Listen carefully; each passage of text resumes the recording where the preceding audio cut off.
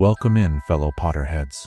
Tonight, beneath the starry ceiling of the Great Hall, we will be going over magical tales from the wizarding world to guide you gently into the realm of dreams. Before we disappear behind the veil of dreams, take a moment to cast your support spell, tap the like button, and join our magical community by subscribing. Also, I'm curious what time it is in your corner of the wizarding world. Whether you're watching from California, Hogsmeade, or London, share your location in the comments below.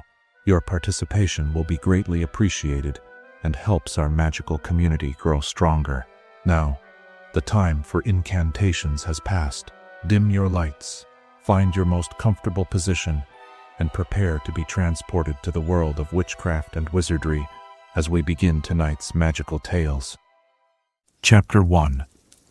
The Ancient Art of Mental Defense. Long before the Ministry of Magic regulated the teaching of defensive magic, long before standardized textbooks cataloged the various methods of magical protection, there existed a subtle art that few wizards truly mastered. This discipline, more intricate than the most complex charm and more demanding than the most volatile potion, was known as occlumency. Imagine, if you will, the human mind as a vast, ever-changing landscape, a place where memories shimmer like stars in a night sky, where emotions flow like rivers through valleys of thought, and where secrets rest in shadowed corners. In this internal world, occlumency stands as both fortress and sentinel, a magical discipline that protects the sanctity of one's innermost thoughts from external invasion. Unlike the flash and spectacle of dueling magic, occlumency manifests with no visible display. There are no incantations to be uttered, no wand movements to perfect. Instead, it requires something far more elusive, complete control over one's own consciousness. The witch or wizard who practices occlumency learns to construct mental barriers that repel attempts at magical mind reading, a practice known as Legilimency. The origins of occlumency remain shrouded in mystery, though ancient magical scrolls from the Mediterranean suggest that early forms of the practice existed in the time of the Roman magical community. These early practitioners recognized the vulnerability of the unprotected mind and developed meditative rituals to guard their thoughts. As centuries passed, these techniques refined into the discipline we recognize today. Picture yourself in a dimly lit study, perhaps in a corner of Hogwarts Castle long ago. The wizard sits in contemplative silence, eyes closed, breath steady. To an observer, nothing appears to be happening, yet within his mind, elaborate defenses are being constructed.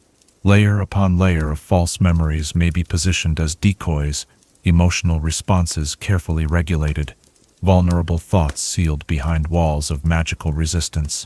This is the essence of occlumency, a battle fought entirely within, yet with consequences that ripple through the external world. The practice of occlumency demands exceptional mental discipline. Practitioners must first become intimately familiar with the contours of their own minds, learning to recognize not only their thoughts but the very pathways through which those thoughts travel. Then comes the arduous process of learning to control these pathways, to redirect, obscure, or completely block access to certain memories or emotions. Many wizards who attempt to learn occlumency abandon the practice, finding the required level of self-mastery too demanding.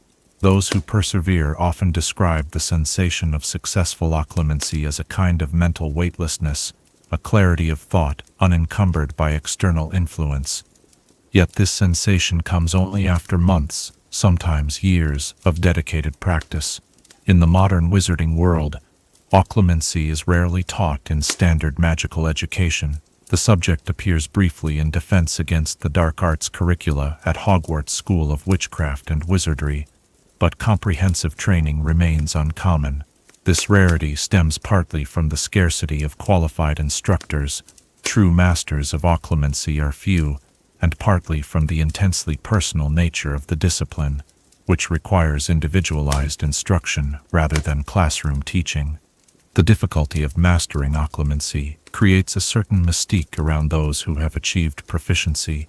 These individuals possess something precious in any society, the absolute privacy of their own thoughts. In times of conflict, such as during the rise of dark wizards like Gellert Grindelwald or Lord Voldemort, skilled Occlumens became invaluable as keepers of secrets and as spies who could withstand interrogation. Consider the particular value of Occlumency during the Second Wizarding War. When Lord Voldemort returned to power, those who opposed him found themselves vulnerable not only to physical attacks but to mental invasion as well. The Dark Lord's exceptional skill in Legilimency meant that he could extract information from the minds of his enemies with terrifying ease. In this context, Occlumency became more than an esoteric magical discipline.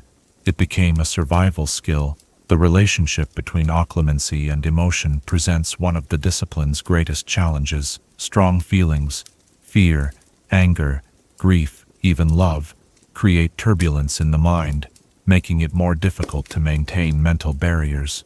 Yet these same emotions often accompany the very situations in which Occlumency is most needed. Masters of the art learn not to suppress their emotions, which would create dangerous imbalances in their magic, but rather to acknowledge and then set aside these feelings, achieving a state of calm detachment. Imagine standing before a powerful Legilimens, feeling their consciousness pressing against the boundaries of your mind, like water seeking cracks in a dam. The natural response might be fear or resistance, but the skilled Occlumens knows that these reactions only weaken their defenses. Instead, they must achieve a seemingly paradoxical state, simultaneously aware of the intrusion yet detached from the instinctive response to it. The great contradiction of Occlumency lies in this tension between awareness and detachment. To protect one's mind, one must first understand its vulnerabilities. This self-knowledge requires honest introspection, yet the ultimate goal is to conceal and protect. Perhaps this explains why the most accomplished Occlumens often appear enigmatic, difficult to truly know. They have spent so long examining and then concealing their own nature that they become mysteries even to themselves. As the night deepens around us, and the gentle rhythm of these words accompanies your journey towards sleep, consider this in a world where magic makes the impossible commonplace, where spells can transform, transport, and transcend physical limitations. Is it not remarkable that the most powerful protection might be found, not in elaborate enchantments, but in the quiet discipline of one's own mind? What thoughts would you most wish to protect, and what price of self-mastery would you be willing to pay for their safekeeping? Chapter 2. The historical development of mind magic. Ancient symbols whisper their secrets through time, each carved rune and weathered scroll holding fragments of magical knowledge that transformed the wizarding world. Tonight, we shall trace the mysterious history of mind magic, whose subtle power has shaped the course of wizarding society since its earliest days. The origins of mind magic stretch back to the misty beginnings of magical practice, when the boundaries between different magical disciplines remained undefined. Imagine walking through a torch-lit chamber in ancient Egypt, where hieroglyphic spells adorn the walls of magical temples. Here, in the shadow of the pyramids, the earliest recorded practices of mental magic emerged. Egyptian wizards developed meditative techniques to protect their thoughts during the preparation of complex enchantments, believing that stray thoughts could contaminate delicate magical processes. These early practitioners did not call their art Occlumency, but they recognized that the unguarded mind represented a vulnerability as significant as an undefended body. Temple writings describe mind guardians who protected the secrets of magical rituals, their abilities allowing them to detect intruders who sought forbidden knowledge. These guardians underwent decades of training, learning to create what they called the inner sanctuary, a protected space within their consciousness where sacred magical knowledge could be preserved. As magical knowledge spread through the Mediterranean, Greek wizards encountered these Egyptian techniques and expanded upon them. In Athens, the Magical Academy of Thought developed more sophisticated approaches to mind magic. These Greek wizards were the first to conceptualize the mind as having distinct layers that could be individually fortified against intrusion. They likened the process to the construction of the Acropolis, a citadel with multiple lines of defense, each more challenging to breach than the last. The scrolls of Alexandros the Mindful, preserved in fragments within the hidden archives of the Mediterranean magical community, describe his pioneering work in creating false memories as decoys for mental invaders. "The intruder," he wrote, "seeks the path of least resistance. When presented with memories freely offered, they rarely suspect that more valuable secrets lie beyond." This principle of misdirection remains fundamental to modern occlumency. Roman wizards later systematized these techniques, creating the first formal distinction between offensive and defensive mind magic, the precursors to Legilimency and Occlumency. The term Occlumency itself derives from the Latin occluder, meaning to close or shut up. In the households of prominent magical families in Rome, children with particular aptitude for mental discipline were identified early and trained as custodians of family secrets and political intelligence. Picture the villa of a Roman magical consul at twilight, in a quiet courtyard, surrounded by enchanted olive trees whose silver leaves never fall. A mentor guides a young student through exercises in mental fortification. "Imagine your thoughts as water," the teacher might say, "and now learn to freeze that water, creating a surface too slippery for any intruder to traverse." These specialized practitioners became highly valued in Roman magical society, often serving as advisors to magical consuls precisely because their minds could not be easily read. The fall of the Roman Empire dispersed these practitioners across Europe, but the knowledge survived in isolated pockets. During the Dark Ages, when witch hunting became a genuine threat to magical communities, occlumency evolved from a specialized discipline to a survival skill. Imagine a village witch in medieval France, living among non-magical people, constantly vulnerable to suspicion. For such individuals, the ability to conceal magical knowledge became as essential as the ability to cast spells. In this era, mind magic became intertwined with the development of wandless and nonverbal magic. When performing any visible magic could lead to persecution, wizards and witches who could cast spells mentally while maintaining a calm exterior had a significant advantage. This period saw the emergence of mental discipline as a cornerstone of magical education rather than a specialized pursuit. The Arabian magical renaissance brought new sophistication to mind magic. Persian wizards of the 9th century combined astronomy with mental disciplines, believing that the alignment of stars influenced the permeability of the mind. They created intricate mental visualizations based on celestial patterns, constructing mental defenses that shifted and adapted like the night sky itself. Their techniques introduced dynamism to what had previously been static mental barriers. By the time of the founding of Hogwarts in the 10th century, occlumency had become a recognized, if rarefied, branch of magic. Salazar Slytherin himself was reputed to be an accomplished occlumens, his ability to shield his thoughts contributing to the air of mystery that surrounded him. Some magical historians suggest that the growing rift between Slytherin and the other founders might have been exacerbated by his mental barriers, which created a sense of secretiveness that bred mistrust. The medieval period saw the emergence of the first known text dedicated entirely to occlumency, Mysteries of the Mind, a practical guide to mental fortification by Elizabeth Mornington. This rare volume, of which only 3 copies are known to exist today, described occlumency as the art of creating a still pond where intrusive ripples can be instantly detected and contained. Mornington's techniques emphasized the importance of emotional control, particularly in moments of crisis when mental barriers are most likely to falter.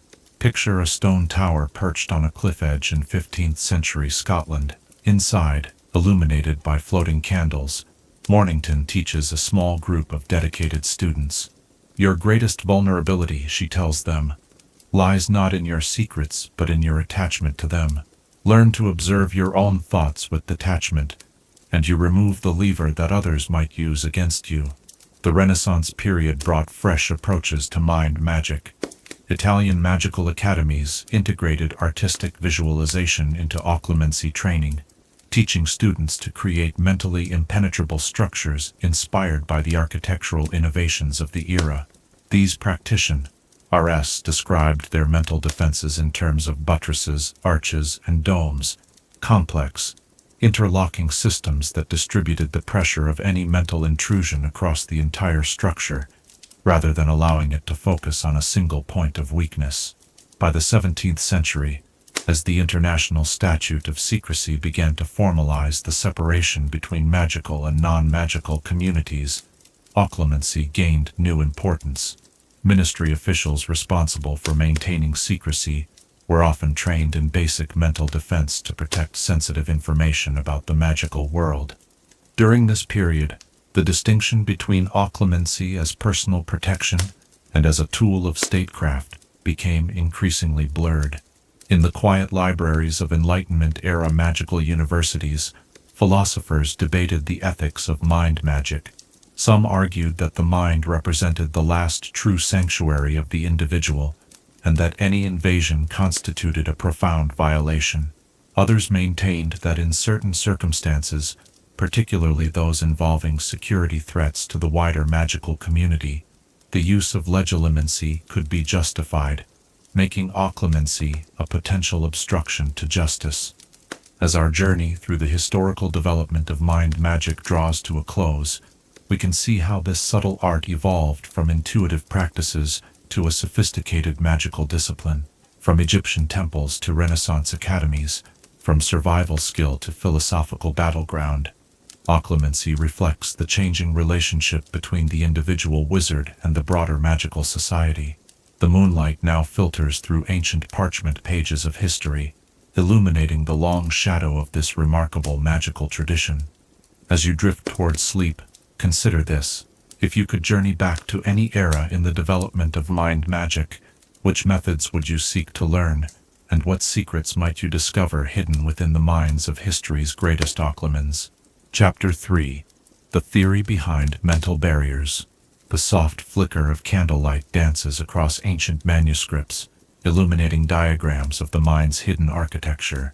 In this tranquil moment, we shall explore the profound theoretical foundations of occlumency, understanding how the disciplined mind creates fortresses from thoughts and shields from memories.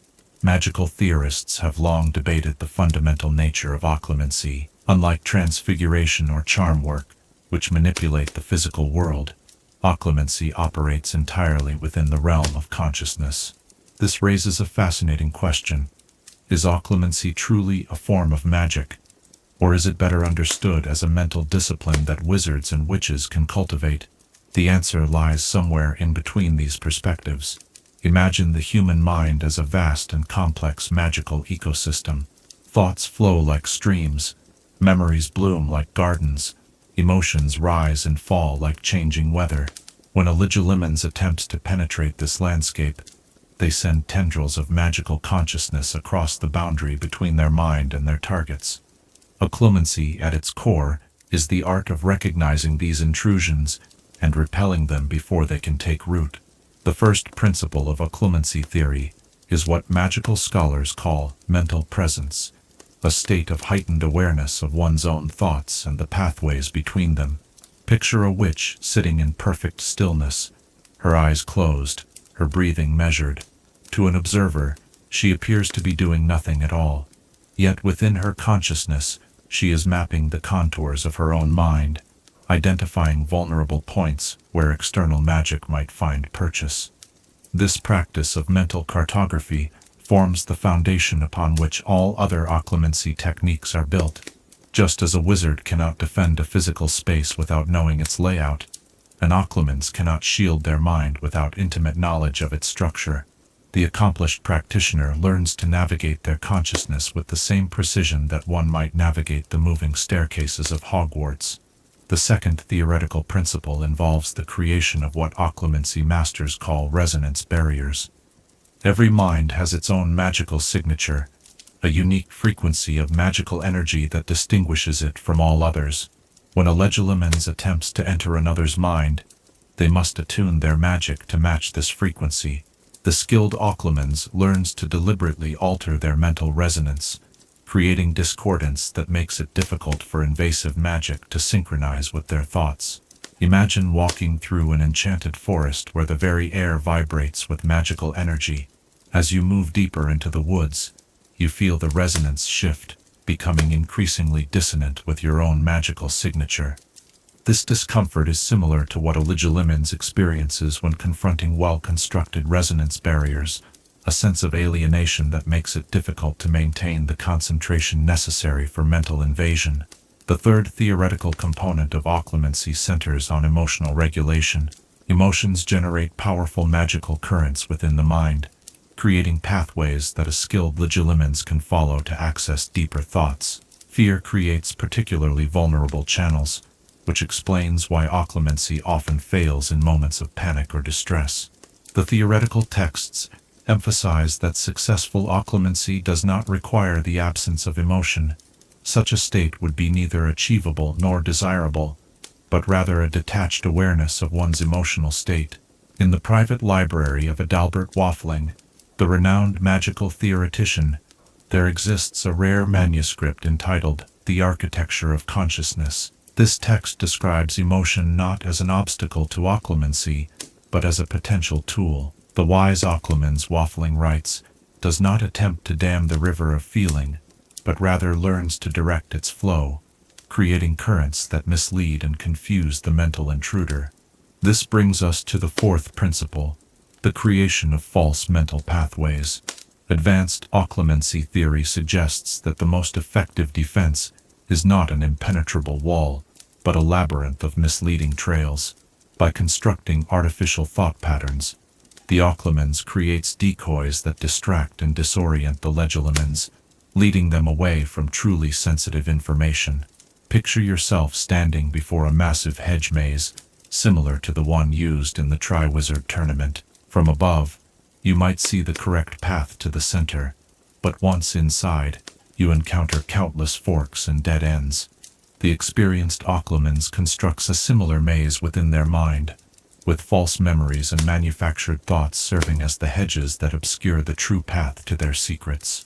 The fifth theoretical element involves compartmentalization, the mental separation of different types of thoughts and memories. Visualize a series of enchanted trunks, each with multiple locks and each containing different categories of memories. The skilled occlumency learns to mentally store sensitive information in these secured compartments, accessing them only when necessary and keeping them locked against intrusion at all other times. Some magical theorists suggest that this aspect of occlumency shares roots with memory modification charms.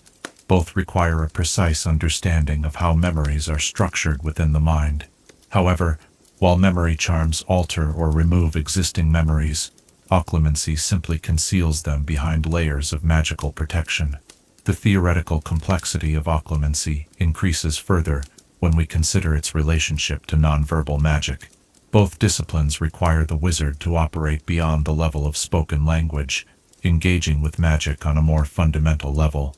Some scholars at the Department of Mysteries have proposed that accomplished occlumency actually alter the magical field surrounding their minds, creating a kind of selective impermeability that works in a similar way to shield charms, but specifically against mental rather than physical intrusions. In magical theory and practice, the respected magical researcher Adalbert Waffling describes the phenomenon as consciousness-specific magical boundaries. These boundaries, he explains, are not physical but exist in the dimension where thoughts and magic intersect. An accomplished occlumency learns to manipulate these boundaries, thickening them when under attack and thinning them when they themselves wish to reach outward with legilimency. Another fascinating theoretical perspective comes from Eastern magical traditions, which conceptualize occlumency not as a barrier, but as a form of magical redirection. Japanese wizards of the Heian period described the ideal mental state as being like water, yielding enough to absorb the force of an attack, but flowing in ways that carry the intrusive magic away from vulnerable thoughts. This approach emphasizes adaptability over rigid resistance.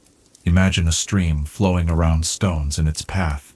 The water does not confront the stones directly, but simply moves around them, continuing its journey unimpeded. Similarly, this theory of occlumency suggests that rather than blocking a legilimency completely, The skilled practitioner allows the intrusion, but subtly guides it away from sensitive areas of thought. Perhaps the most esoteric theoretical question surrounding occlumency concerns its relationship to the soul. Since thoughts and memories are intrinsically connected to a person's identity, some magical philosophers have suggested that occlumency represents a form of soul magic, not in the dark sense of horcruxes, which fragment the soul, but as a protective enchantment that preserves the soul's integrity against external manipulation. The renowned magical philosopher Bertrand Zabini proposed that the mind serves as the interface between magic and soul, and that occlumency strengthens this interface to prevent unwanted access to one's deepest self. This perspective gives occlumency a spiritual dimension that transcends mere tactical advantage. As moonlight filters through the library windows, illuminating ancient texts filled with diagrams of the mind's hidden architecture, we come to appreciate the profound theoretical complexity of what appears, on the surface, to be a simple act of mental resistance. Occlumency represents the intersection of magical theory, psychology, and philosophy, a discipline that requires not only magical ability, but deep self-knowledge. The candle flames begin to dwindle now, casting longer shadows across the manuscripts before us. As our exploration of occlumency theory draws to a close, consider this: if the mind can create such elaborate magical defenses within itself, what other untapped potential might lie dormant within your own consciousness, waiting to be awakened through the right combination of discipline and magical understanding? Chapter 4. Notable Occlumens through History. The pages of magical history are filled with the silent victories of those who mastered the art of mental defense. As evening deepens around us, let us explore the lives of extraordinary witches and wizards, whose command of occlumency shaped not only their own destinies, but the course of wizarding history itself. Long before the establishment of formal magical education, isolated practitioners developed remarkable mental abilities. Among the earliest documented masters was Circe, the ancient Greek enchantress, whose ability to transform men into beasts is well known. Less celebrated, but perhaps more significant, was her extraordinary skill in concealing her magical innovations. Contemporary accounts describe how wizards who sought to learn her secrets would leave her presence convinced they had gained knowledge, only to discover later that their memories contained nothing of value. This early form of misdirection occlumency protected Circe's magical discoveries for centuries. Imagine the sun-drenched shores of her island sanctuary, where ambitious wizards arrived confident in their ability to extract her secrets through mental magic. Picture Circe's enigmatic smile as she welcomed them, her mind already weaving intricate patterns of false memories and misleading impressions that her visitors would unwittingly accept as truth. In medieval Arabia, the wizard scholar al-Jabari cultivated occlumency to such a degree that historical accounts differ wildly on his actual appearance. Those who met him described entirely different physical features, suggesting that he implanted false impressions of himself in the minds of others. This defensive strategy proved invaluable during the turbulent period when magical communities faced persecution. Al-Jabari's treatise, The Veiled Mind, remains a cornerstone text in Middle Eastern occlumency traditions, though his true identity continues to elude magical historians. Picture a bustling marketplace in Damascus, where al-Jabari moved unnoticed among merchants and travelers. Though he passed directly before the eyes of those seeking him, his mental projections ensured they saw only an unremarkable stranger. This exceptional application of occlumency allowed him to establish a network of magical scholars who preserved ancient knowledge through centuries of upheaval.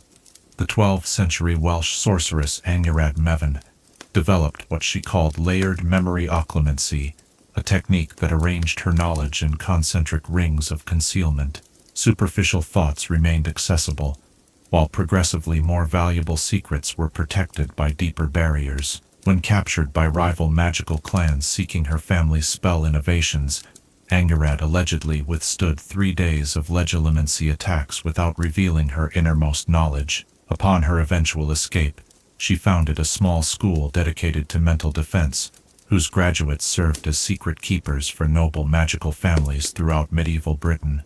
Imagine Angharad in her stone tower on the Welsh coast, teaching small groups of dedicated students. The room is sparse, just simple wooden chairs arranged in a circle. Your mind is not a wall, she would tell them, but a series of chambers. Learn to move between them at will, and no intruder will ever reach your inner sanctum. The Renaissance period saw occlumency elevated to an art form through the contributions of Cosimo Zabini, an Italian wizard, whose family served as advisors to both magical and Muggle nobility.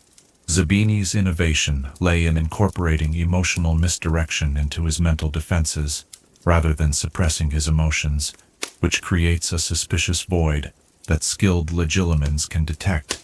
He cultivated the ability to project calculated emotional responses that convinced mental intruders they had accessed his true feelings. This technique proved so effective that for 3 decades, he successfully maintained diplomatic relationships with opposing political factions, each believing he secretly supported their cause. Picture Zabini in a Venetian palazzo, surrounded by conspirators from rival families. As they search his expressions for signs of allegiance, they find precisely what they expect to see, his mind projecting exactly the emotional impressions that ensure his survival.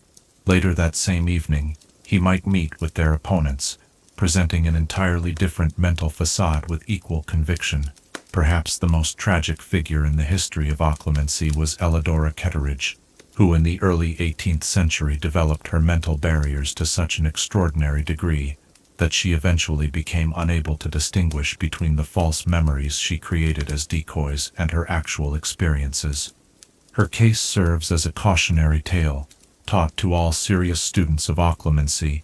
Mental defenses, if constructed too thoroughly and maintained too rigidly, can begin to alter the practitioner's own perception of reality. Imagine Elidora in her final years, sitting in the garden of St. Mungo's Hospital, her once brilliant mind, now a labyrinth in which she herself had become lost. Visitors reported that from one moment to the next, her recollection of her own life would change entirely, as different layers of her mental defenses temporarily surfaced. The 19th century brought formal classification of occlumency techniques through the work of Theodora Shacklebolt, whose systematic approach and clear instructional methods made higher levels of the discipline accessible to a wider range of witches and wizards. Shacklebolt's 5-tier model of mental defense, from basic awareness to complete mental opacity, remains the standard framework for teaching occlumency today. As a Ministry of Magic representative during a period of tense international magical relations, her abilities allowed her to participate in sensitive diplomatic negotiations while keeping British magical security information perfectly protected. Picture Theodora seated across from representatives of the Russian magical community during the Wand Embargo of 1875.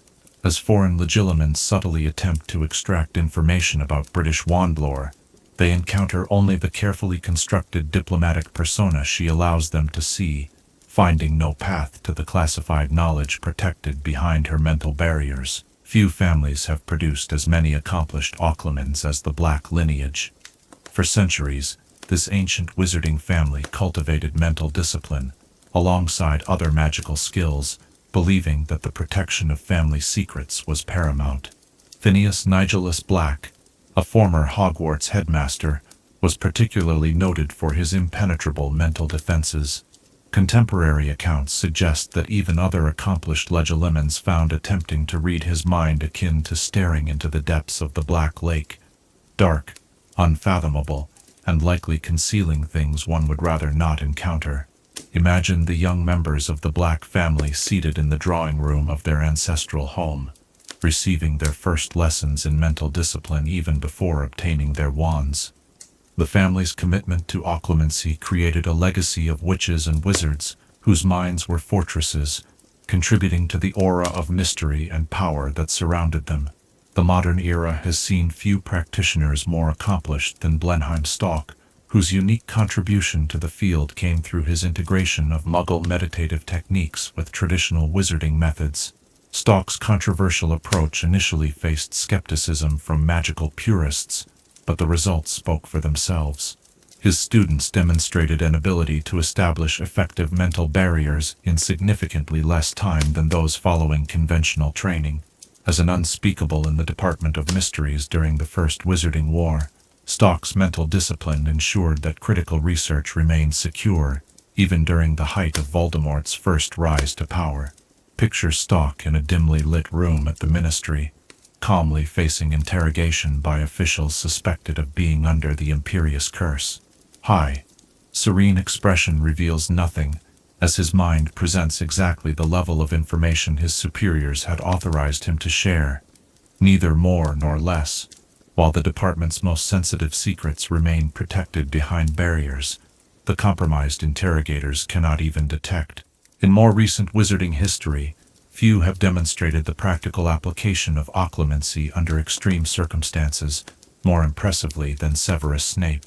As a double agent during both wizarding wars, Snape maintained mental barriers capable of deceiving even Lord Voldemort, widely acknowledged as one of the most powerful Legilimens in magical history.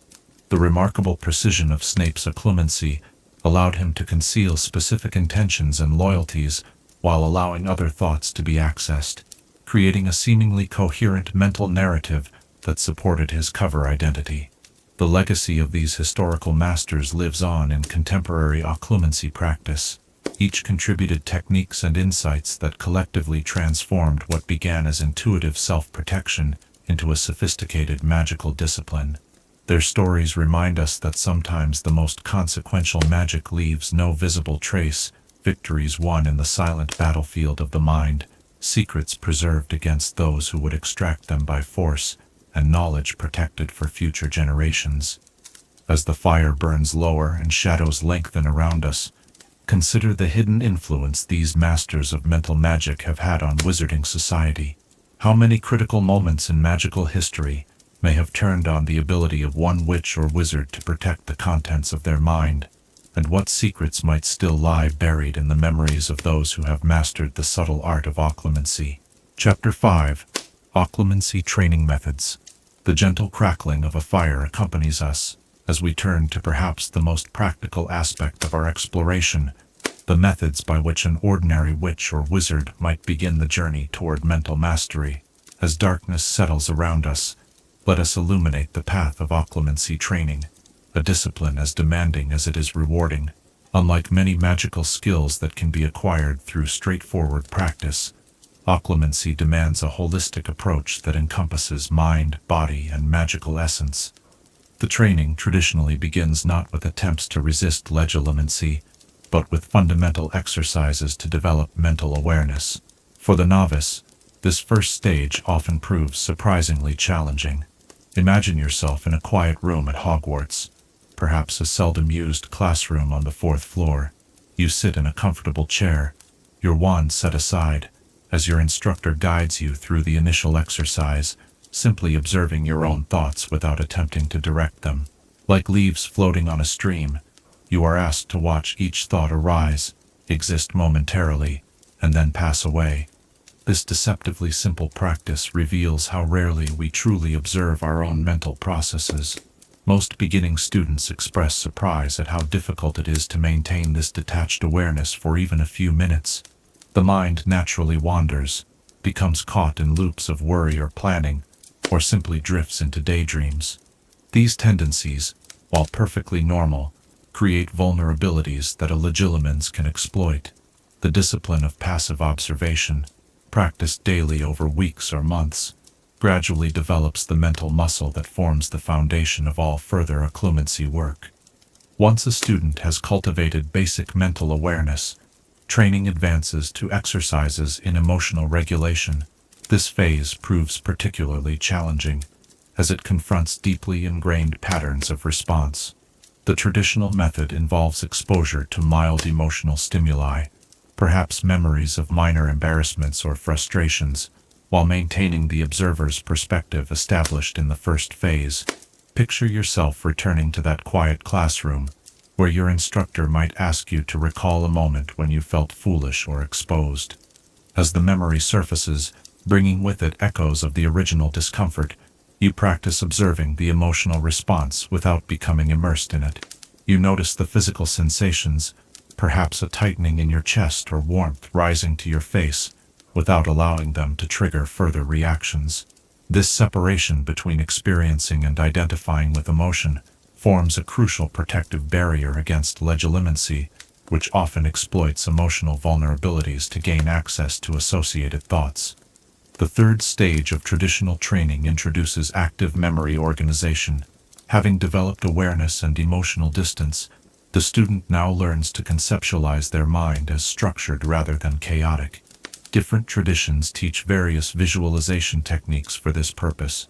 Some instruct students to imagine their memories as books on shelves, others as rooms in a building, or as nested boxes.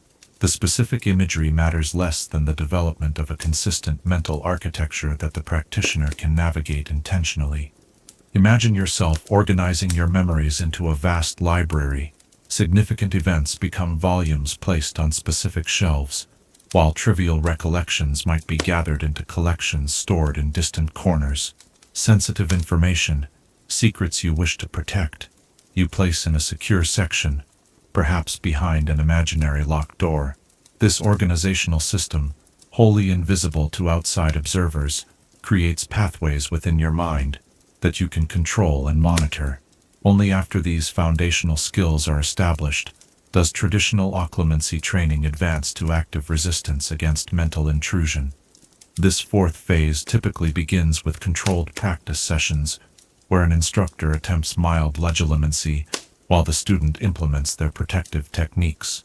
These early sessions often focus not on completely blocking access, which would be unrealistic for a beginner, but on controlling which thoughts and memories the legilimens can access. Picture a training session between an advanced student and a gentle instructor. The student sits calmly, eyes meeting the teacher's, as the first tentative probe of legilimency touches their consciousness. Rather than frantically trying to expel the intrusion, a common beginner's mistake that actually creates turbulence in the mind, making thoughts more accessible, the student guides the probe toward innocuous memories specifically prepared for this purpose. Perhaps they allow their instructor to view memories of that morning's breakfast, or of walking beside the lake, while the structured pathways of their mental architecture keep more sensitive thoughts safely distant. As training progresses, the fifth phase introduces greater challenges. The intensity and unexpectedness of legilimency attempts increase, forcing the student to implement their defensive techniques under pressure. This phase reveals why emotional regulation features so prominently in early training. When surprised or stressed, the untrained mind instinctively reaches for exactly the thoughts it most wishes to conceal. The disciplined occlumens, however, can maintain their mental structure even when startled. Imagine an advanced class where students never know when their defenses might be tested. Perhaps in the middle of a casual conversation, the instructor suddenly attempts legilimency, or during a challenging spell demonstration when attention is divided. These unexpected challenges prepare students for real-world situations where they might face mental attacks precisely when they are most vulnerable. Traditional occlumency training includes specific exercises for different defensive strategies. The technique of mind clouding, for instance, involves creating a layer of deliberately mundane or confusing thoughts to obscure more significant content. Students practice filling their conscious awareness with meaningless lists, abstract patterns, or repetitive images. When successfully implemented, this technique presents a legilimens with a frustrating fog through which deeper thoughts are difficult to discern. Another specialized technique, false trail construction, requires more sophisticated mental control. Here, the occlumens creates convincing sequences of memories or thoughts that appear to reveal sensitive information, but actually lead to manufactured conclusions. This approach proves particularly useful in situations where completely blocking a legilimens would create suspicion. Instead, the skilled practitioner allows access to a carefully constructed narrative that satisfies the intruder while protecting genuine secrets. Imagine practicing this technique by creating a false memory of a conversation that never occurred, or subtly altering the details of a real event.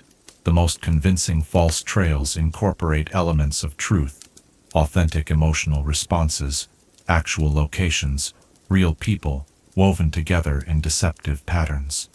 Mastering this technique requires both creative imagination and precise mental control. Advanced occlumency training addresses the challenge of maintaining defenses during sleep or unconsciousness. The natural vulnerability of the sleeping mind poses particular concerns for those who possess sensitive information. Historical records from the Department of Mysteries describe specialized techniques whereby an occlumency establishes defensive patterns that operate autonomously, similar to the way one continues breathing without conscious direction while asleep. These methods typically involve establishing mental triggers that activate protective measures when consciousness diminishes. Picture an advanced practitioner preparing for sleep. As they rest in bed, they perform a series of mental exercises, perhaps visualizing their organized memory structure becoming enveloped in protective mist, or setting imaginary sentinels at the boundaries of their consciousness. These preparations create patterns that the magical mind maintains even as conscious awareness fades, offering protection against the particularly invasive form of legilimency that targets dreamers. For those who achieve mastery of these fundamental techniques, traditional training culminates in what some texts refer to as reflective occlumency, the ability not only to block mental intrusion, but to subtly shape what the Legilimency perceives. At this level, the occlumency learns to create controlled impressions within the mind of the person attempting to read their thoughts. Rather than merely defending, they engage in a form of counter-influence, potentially misleading even highly skilled mental intruders. Among the most challenging aspects of occlumency training is the need to practice regularly while having very little external confirmation of progress. Unlike charm work or transfiguration, where results are immediately visible, developments in mental discipline often remain perceptible only to the practitioner.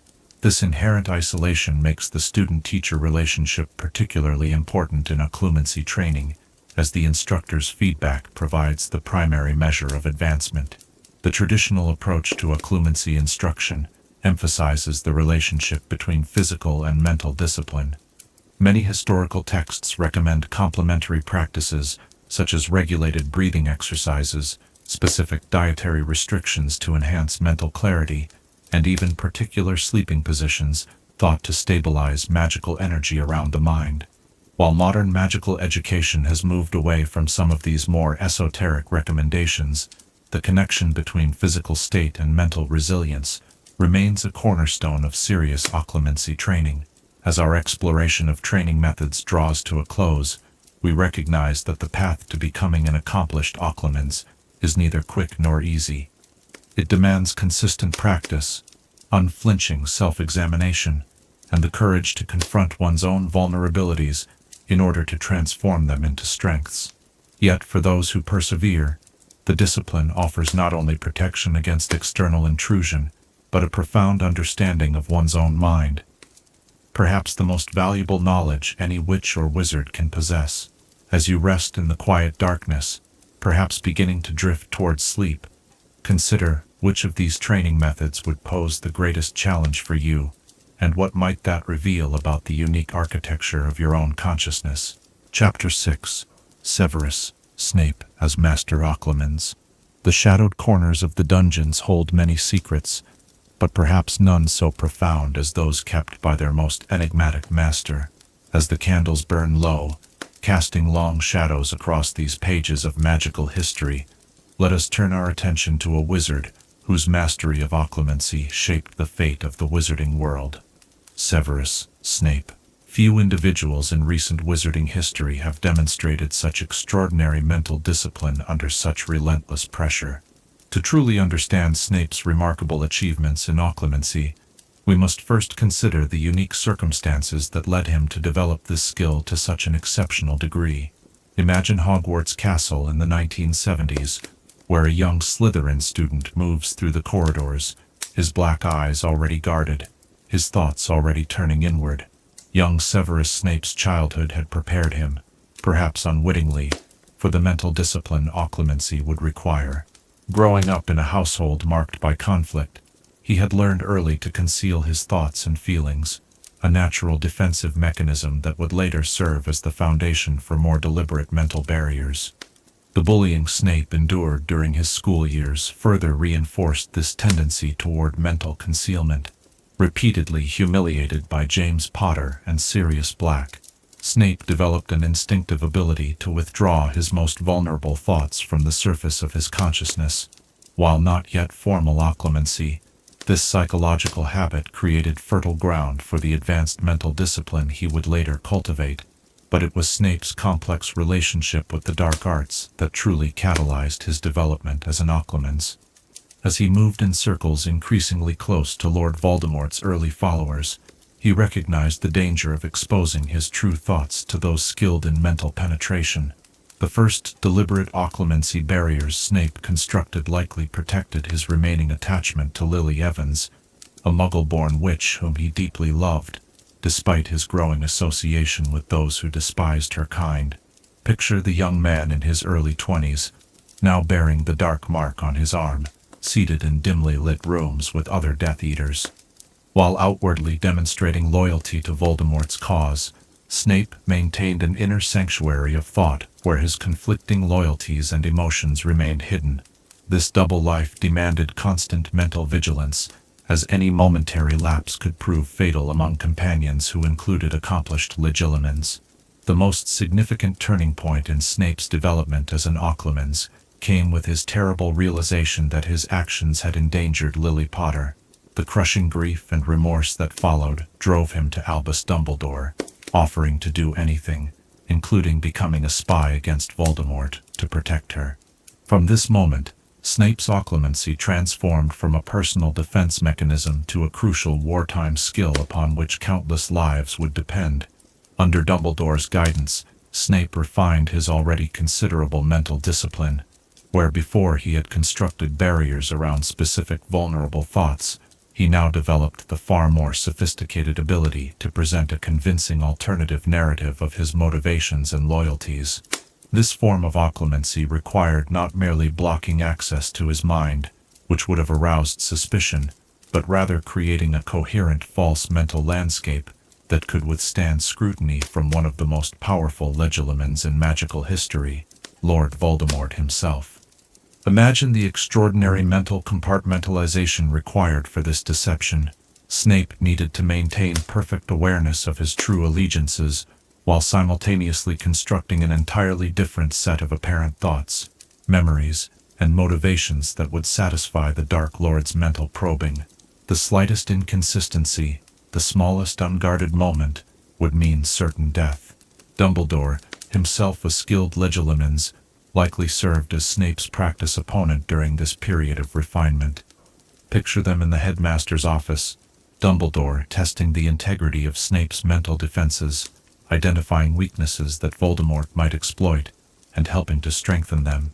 These sessions would have been grueling, requiring Snape to maintain his barriers, even when emotionally provoked or surprised, conditions he would certainly face when standing before the Dark Lord. The extraordinary achievement of Snape's occlumency became apparent during Voldemort's return to power. While other former Death Eaters faced the Dark Lord with transparent fear or desperate attempts at explaining their absence during his years of weakness, Snape presented a masterfully constructed narrative. He convinced Voldemort that he had remained at Hogwarts on the Dark Lord's orders, gathering intelligence on Dumbledore and maintaining a position of influence in the wizarding world that would prove useful upon Voldemort's return. Consider the complexity of this mental performance. To maintain his cover as Dumbledore's agent, Snape had to allow Voldemort enough access to his mind to seem forthcoming, while carefully controlling exactly which thoughts and memories were exposed. He likely used real events, but altered their emotional context and apparent motivation, a strategy requiring constant vigilance and extraordinary magical control. Perhaps most remarkable was Snape's ability to maintain this divided consciousness over years, rather than hours or days. Most occlumency focus on protecting their minds during specific encounters, but Snape lived in a perpetual state of mental discipline. Every classroom interaction with Harry Potter, every Order of the Phoenix meeting, Every Death Eater gathering required him to monitor which version of himself he was presenting and ensure that his actual thoughts remained secured behind impenetrable barriers. The psychological toll of this constant division cannot be overstated. Like a wizard maintaining a complex charm without rest, Snape's mind was perpetually engaged in the exhausting work of occlumency. This helps explain the tightly controlled demeanor for which he became known.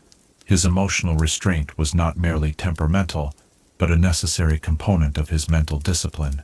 Strong emotions create vulnerabilities and occlumency barriers, and Snape could not afford even momentary weaknesses. When Harry Potter began occlumency lessons with Snape during his 5th year at Hogwarts, we glimpsed the teaching methods of a true master of the discipline. Snape's approach was characteristically demanding and unsentimental. "Clear your mind," he instructed repeatedly, emphasizing the fundamental requirement of emotional control that formed the basis of his own practice. His frustration with Harry's inability to detach from his feelings reveals much about Snape's own approach to occlumency. Imagine the particular challenge these lessons presented to Snape. To effectively teach Potter, he needed to use Legilimency to test the boy's defenses, yet doing so risked exposure to memories that might provoke his own carefully suppressed emotions regarding Lily Potter and his complex history with James. This required yet another layer of mental compartmentalization, teaching effectively while maintaining his own barriers against the emotional turbulence these sessions surely triggered. The true extent of Snape's mastery became horrifyingly clear on the night of Dumbledore's death. Standing atop the astronomy tower, facing the mentor who had trusted him, Snape performed the killing curse while maintaining such perfect occlumency that even at this most devastating moment, his true loyalties remained concealed from both the Death Eaters present and the Dark Lord who would later probe his mind for any hesitation. In the aftermath, Snape continued his impossible balancing act, now serving as headmaster of Hogwarts under Voldemort's regime. Every interaction with the Carrows, every meeting with the Dark Lord, every encounter with the students he was secretly trying to protect required flawless mental discipline. One momentary lapse, one unguarded thought of his ongoing efforts to aid Potter would have unraveled everything. Even in his final moments, facing death in the Shrieking Shack, Snape maintained his occlumency until he made the conscious choice to release his memories to Harry Potter, a final, deliberate lowering of the mental barriers he had maintained for so many years. Only then, as his life ebbed away, did the complete truth of his loyalty and sacrifice become knowable to another. Severus Snape's legacy as an occlumens transcends mere technical mastery. His story demonstrates the potential of this magical discipline to enable profound courage and sacrifice. Behind the impenetrable walls of his mind, he maintained a truth that contradicted everything he appeared to be, not for personal gain, not for glory, but because of love and remorse, and the choice to serve something greater than himself.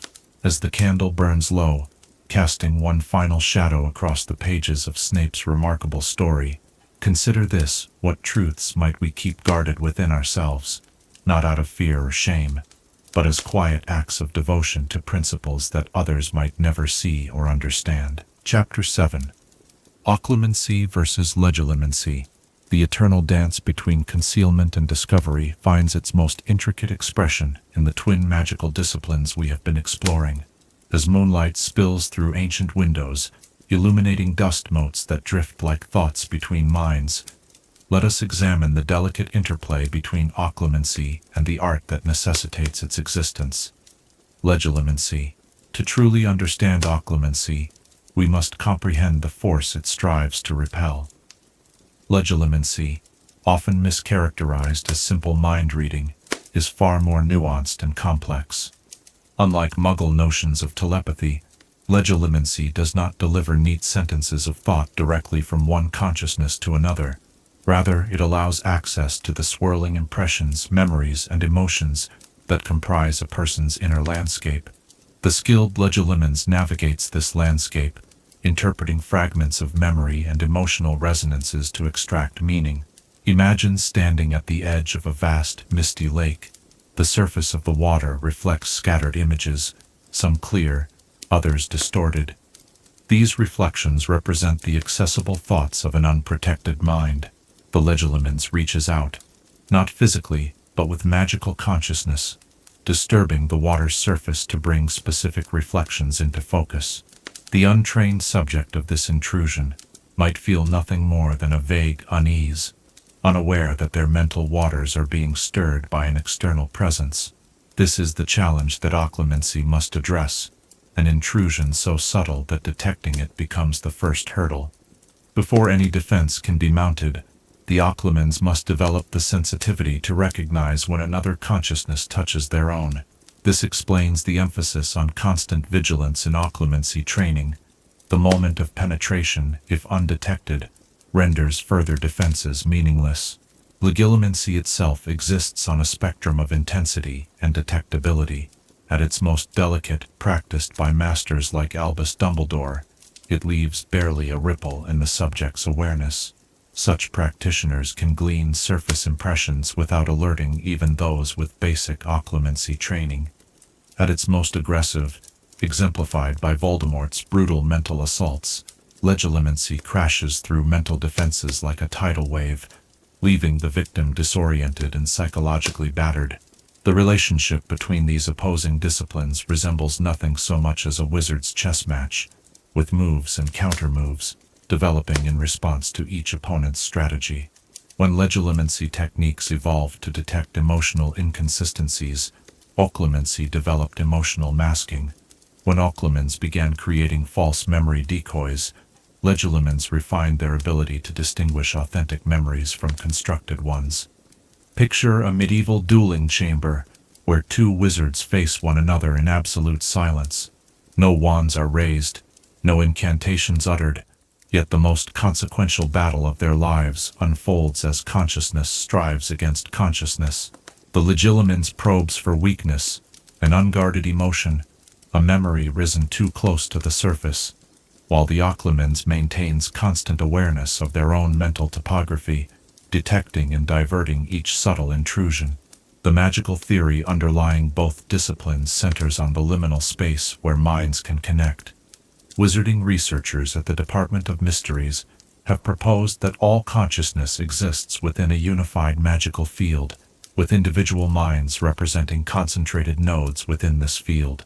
Both Legilimency and Occlumency manipulate the boundaries between these nodes, one seeking to dissolve them temporarily, the other to reinforce them against dissolution. This theoretical foundation explains why eye contact significantly enhances Legilimency's effectiveness. The eyes, long described as windows to the soul in both magical and Muggle traditions, serve as natural conduits between consciousness.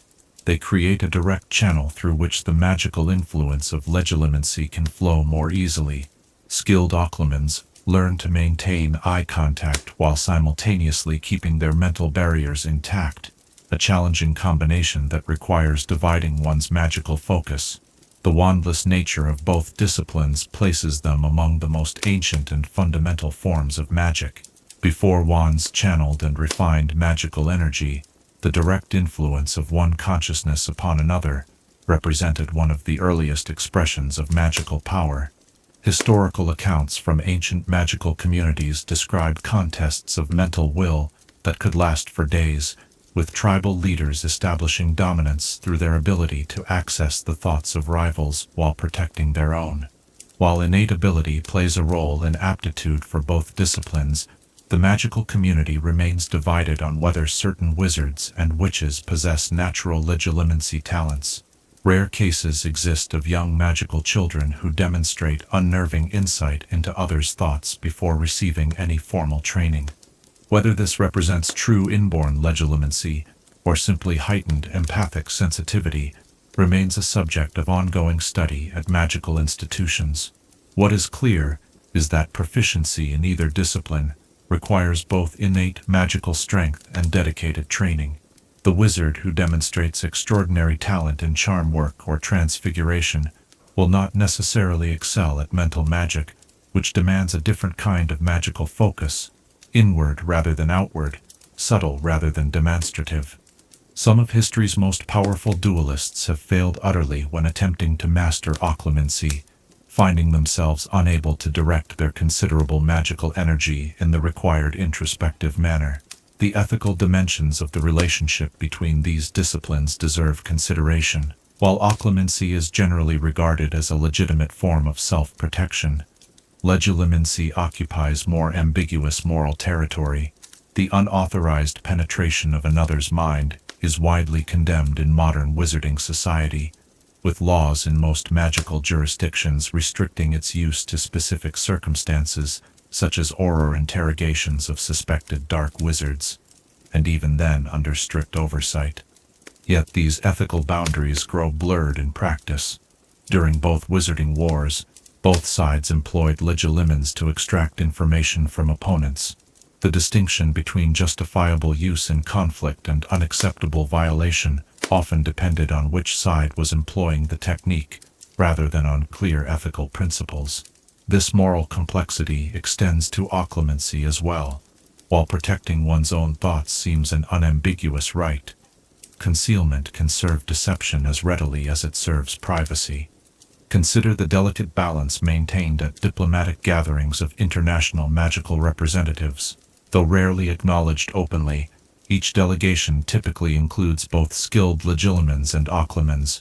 As negotiations proceed on matters of magical cooperation, trade, or security, a silent secondary exchange occurs beneath the surface of polite conversation. Legilimens probe for hidden agendas or undisclosed information, while occlumens maintain defensive barriers around sensitive knowledge. This shadow dialogue has developed its own etiquette over centuries of diplomatic practice. A detected legilimency attempt that crosses beyond surface impressions into protected thoughts may be met with a subtle magical rebuff, just forceful enough to signal awareness of the intrusion without creating an overt diplomatic incident. These exchanges, invisible to observers without mental magic training, have sometimes proved more consequential than the formal negotiations they accompany.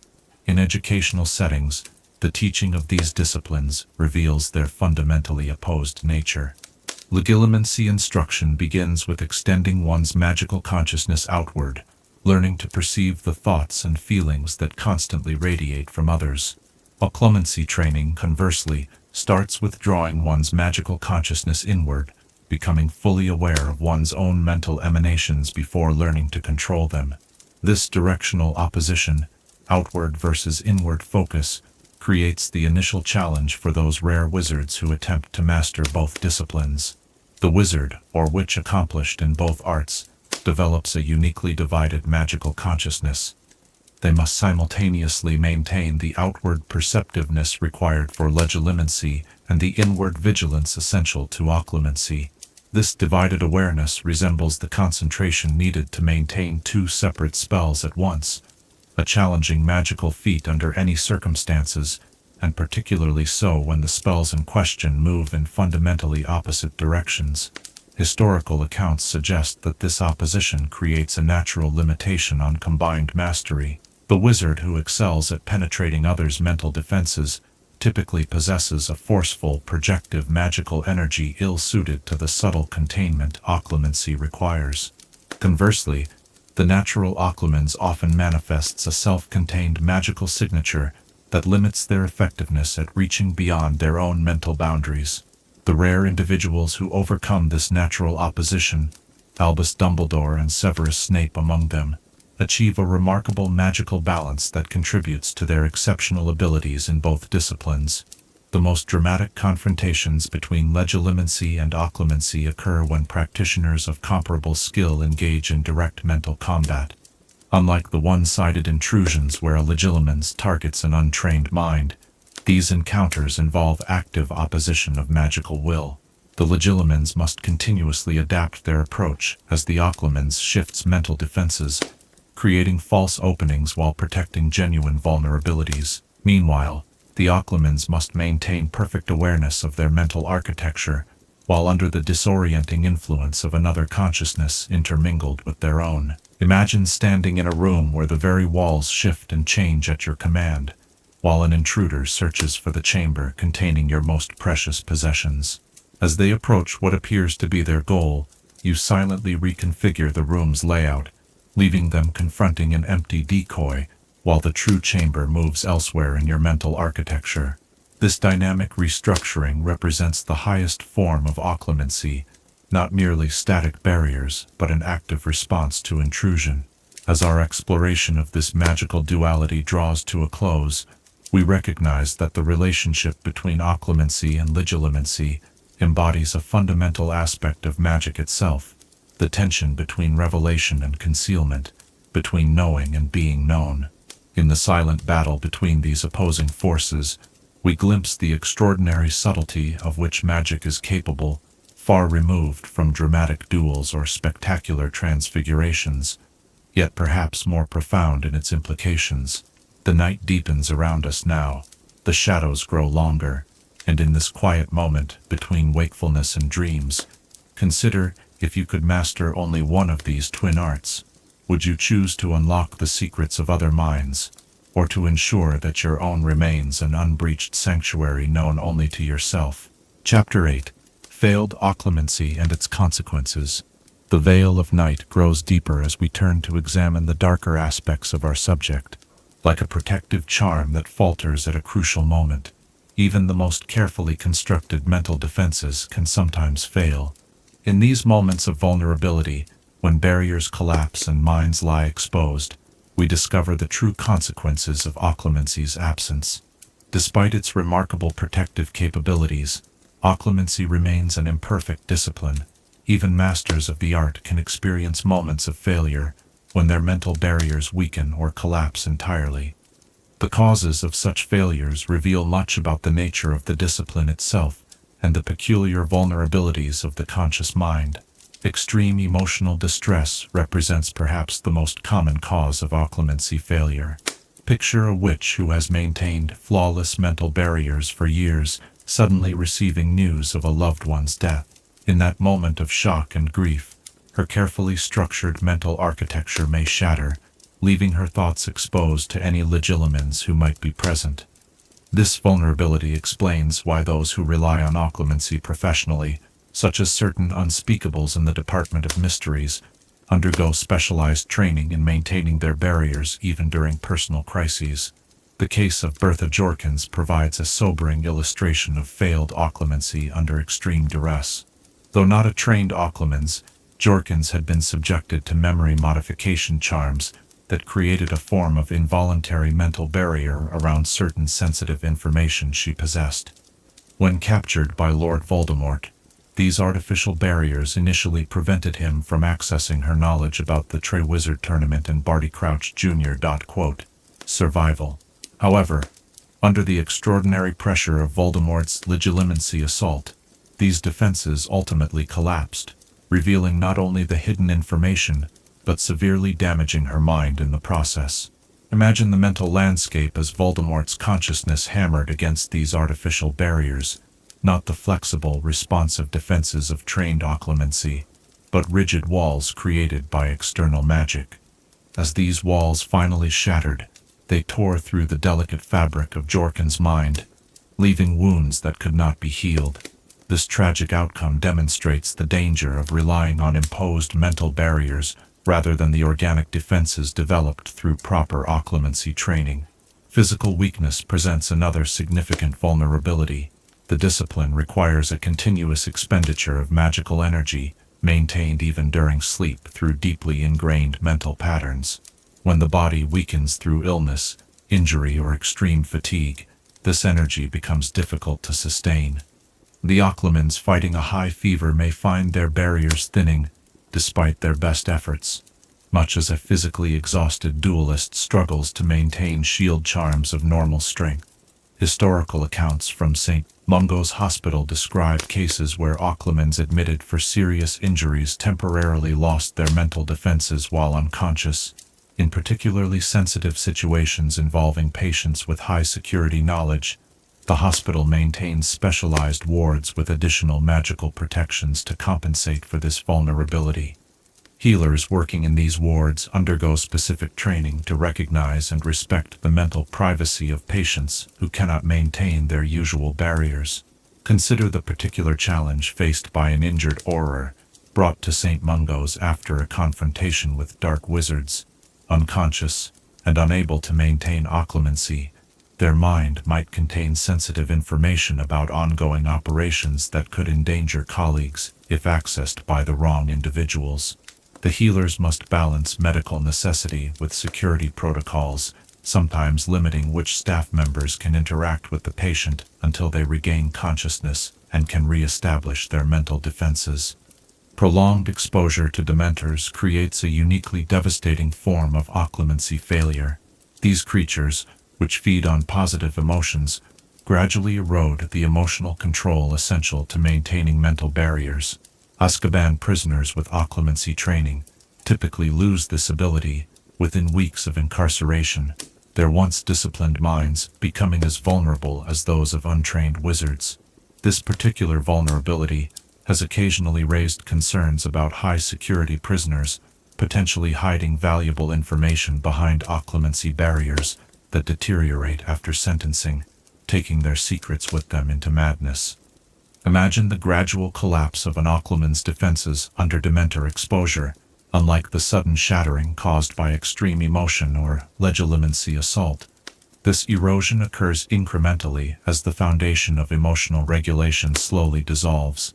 The prisoner might maintain some awareness of their deteriorating mental discipline, experiencing the distress of feeling their most private thoughts becoming increasingly exposed even as they lose the ability to protect them. Perhaps the most insidious form of occlumency failure occurs through self-deception. The skilled occlumens must maintain perfect awareness of their own mental landscape, including aspects of themselves they might prefer not to acknowledge. Those who use occlumency to hide uncomfortable truths from others sometimes begin hiding these same truths from themselves, creating blind spots in their mental awareness. A Legilimens confronting such an occlumens might discover these unacknowledged areas remain completely undefended, accessible precisely because the occlumens has removed them from their conscious attention. This phenomenon explains why authentic self-knowledge represents a crucial component of advanced occlumency training. Masters of the discipline learn to confront their own darkest thoughts, greatest fears, and most shameful memories, not for psychological catharsis, but because anything they refuse to acknowledge creates a vulnerability in their defenses. This requirement for radical self-honesty explains why truly accomplished occlumens remain rare. Many wizards and witches find the necessary level of self-confrontation too psychologically demanding to sustain. When occlumency fails, the consequences extend far beyond the momentary exposure of private thoughts. For many practitioners, the discipline becomes so integrated into their sense of self that its collapse creates profound psychological disorientation. Former prisoners of war with occlumency training often report that the forcible penetration of their mental defenses felt more violating than physical torture, leaving psychological wounds that resist conventional magical healing. Consider the experience of an occlumens whose barriers are breached by a hostile Legilimens. Unlike the untrained mind which might remain partly unaware of the intrusion, the occlumens experiences the violation with complete consciousness. They perceive another will moving through their most private thoughts, examining and extracting what it desires while they find themselves unable to maintain the barriers that have defined their mental existence, perhaps for decades. This acute awareness of violation explains why failed occlumency often leaves deeper trauma than Legilimency performed on those without mental defense training. The aftermath of such experiences typically involves a period where rebuilding mental barriers proves difficult or impossible.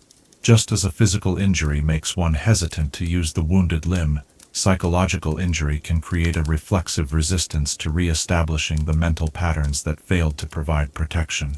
Specialized healers at St. Mungo's employ techniques combining traditional magical therapy with modified memory charms to help these patients gradually reconstruct their occlumency abilities, often beginning with very limited barriers and slowly expanding their mental defenses as confidence returns. In certain extreme cases, occlumency failure has led practitioners to seek magical methods of removing particularly sensitive memories entirely. Rather than risk another breach of their mental defenses, They extract and secure critical memories using enchanted devices similar to pensieves. While effective at protecting specific information, this approach creates its own complications, as memories removed from their natural context often lose important emotional and associative connections that give them full meaning. The wizard who removes too many memories may protect his secrets at the cost of fragmenting his identity. Imagine a retiring unspeakable who has worked on classified research for decades. Concerned about maintaining secrecy after leaving the protective environment of the Department of Mysteries, she might extract key memories of her most sensitive work. While this ensures the information cannot be taken from her mind, it also means she no longer fully remembers her life's work, creating a peculiar form of magically induced amnesia, focused specifically on her greatest professional achievements. Beyond individual trauma, failed occlumency has shaped significant moments in wizarding history. During the First Wizarding War, the Order of the Phoenix suffered critical setbacks when key members under Imperious control had their occlumency barriers systematically dismantled, revealing the organization's safe houses and operational plans. This vulnerability led to the development of the compartmentalized information approach later used in the Second Wizarding War, where even trusted members had access only to information directly necessary for their missions. The relationship between the Imperious Curse and Occlumency deserves particular attention. While skilled occluments generally demonstrate enhanced resistance to this unforgivable curse, the relationship works both ways. A successfully applied Imperious can progressively weaken occlumency barriers by undermining the self-determination essential to the discipline. This creates a dangerous spiral, where initial mind control makes mental defenses increasingly difficult to maintain, eventually rendering even highly trained occlumens vulnerable to Legilimency if the Imperious is not quickly overcome. As we consider these sobering aspects of occlumency failure, we gain a deeper appreciation for both the value and the limitations of this remarkable magical discipline. Like all magic, it offers powerful protection, but never absolute security. The vulnerability of even the most disciplined mind reminds us that in the realm of consciousness, perfect defenses remain an aspiration rather than an achievement. The darkness seems deeper now, the silence more profound, as we conclude this examination of occlumency's failures. In this quiet moment between wakefulness and dreams, consider which would leave you feeling more vulnerable, having your physical movements controlled against your will, or having your most private thoughts and memories laid open to another's examination. Chapter 9. Occlumency in the Modern Wizarding World. The gentle glow of enchanted lamps illuminates the present moment of our journey through the subtle art of mind protection. Having explored the historical paths and theoretical depths of occlumency, let us now examine how this ancient discipline manifests in contemporary wizarding society, where new applications and ethical questions have emerged alongside traditional practices. In today's wizarding world, occlumency occupies a curious position, simultaneously more necessary and more regulated than at any previous point in magical history.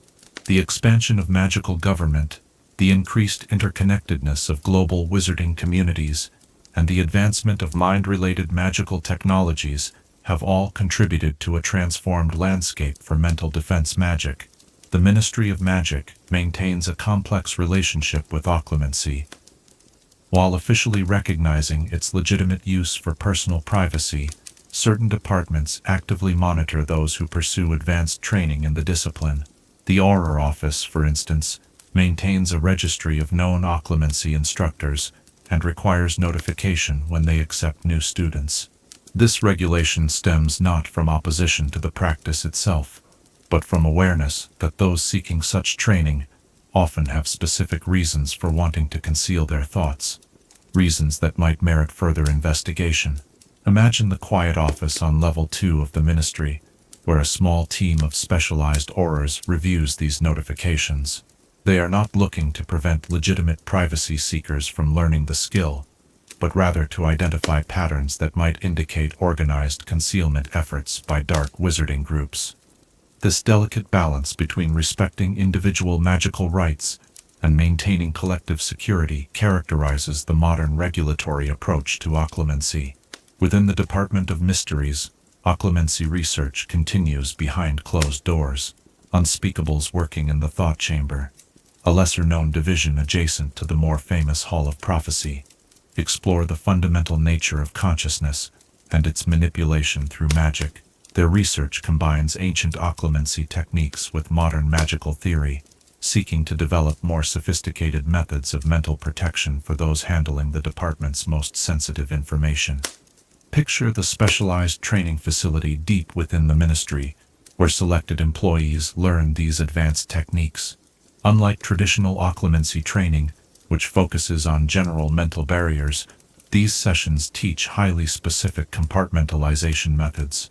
An unspeakable might learn to create a mental vault around particular information that activates only when they are physically present in their authorized workspace, making the knowledge inaccessible even to themselves when they leave the department. For the average witch or wizard, formal occlumency training remains uncommon, though interest has increased following the Second Wizarding War. The very public mental connection between Harry Potter and Lord Voldemort raised awareness of mental vulnerability, leading many to seek at least basic instruction in recognizing and resisting legilimency. Several prominent magical bookshops now stock introductory texts with titles like Protecting Your Thoughts, Basic Mental Defense for the Concerned Wizard, and Mind Barriers, Simple Exercises for Magical Privacy. Educational approaches to occlumency have evolved significantly in recent decades. While Hogwarts School of Witchcraft and Wizardry still does not offer it as a standard subject, 7th-year Defense Against the Dark Arts students now receive an introductory module covering the basic principles and practical exercises. More comprehensive training remains available only through specialized instructors, typically former Aurors or Unspeakables who have received ministry certification to teach the discipline privately. These modern instructional methods differ considerably from the approach Severus Snape employed with Harry Potter. Contemporary teachers emphasize gradual progression, beginning with simple awareness exercises before attempting any actual mental defense. The brutal sink or swim method that characterized Potter's lessons is now considered counterproductive and unnecessarily traumatic, likely to create psychological resistance that actually impedes progress in the discipline. Imagine a modern occlumency classroom in a converted space above a shop in Diagon Alley. Unlike the cold dungeon where Snape conducted his lessons, this room features comfortable chairs arranged in a circle, soft lighting, and enchanted windows showing peaceful natural scenes. The instructor guides students through progressive visualization exercises, using gentle legilimency only when they have developed sufficient awareness to recognize and respond to the intrusion constructively. Professional applications of occlumency have expanded beyond traditional security roles. Gringotts Bank now employs occlumency-trained wizards as part of their high-security vault protection teams, recognizing that magical defenses alone cannot guard against employees who might be coerced through legilimency to reveal access methods.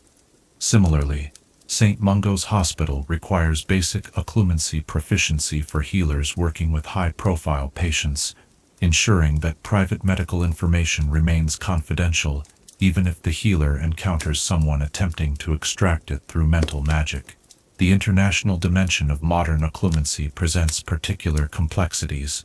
Different magical governments maintain varying regulations regarding mental magic, creating challenges for diplomatic relations.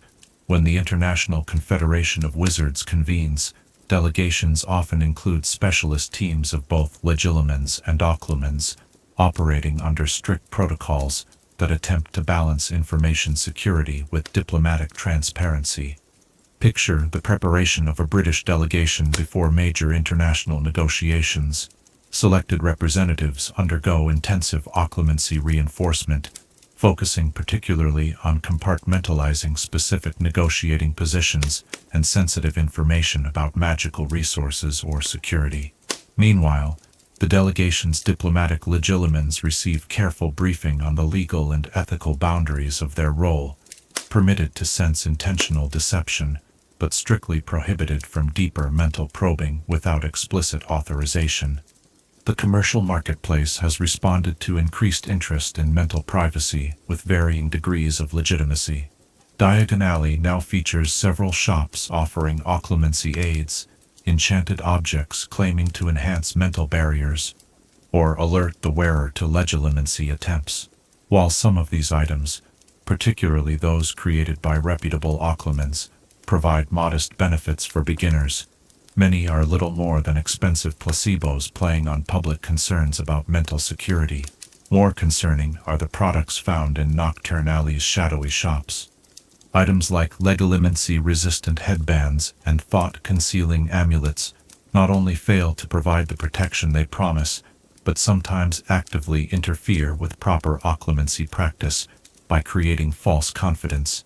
The Department of Magical Law Enforcement periodically raids manufacturers of the most egregiously misleading products, but new vendors continually emerge to exploit public anxiety about mental privacy. For families with histories of occlumency practice, the post-war period has brought complex questions about continuing these traditions.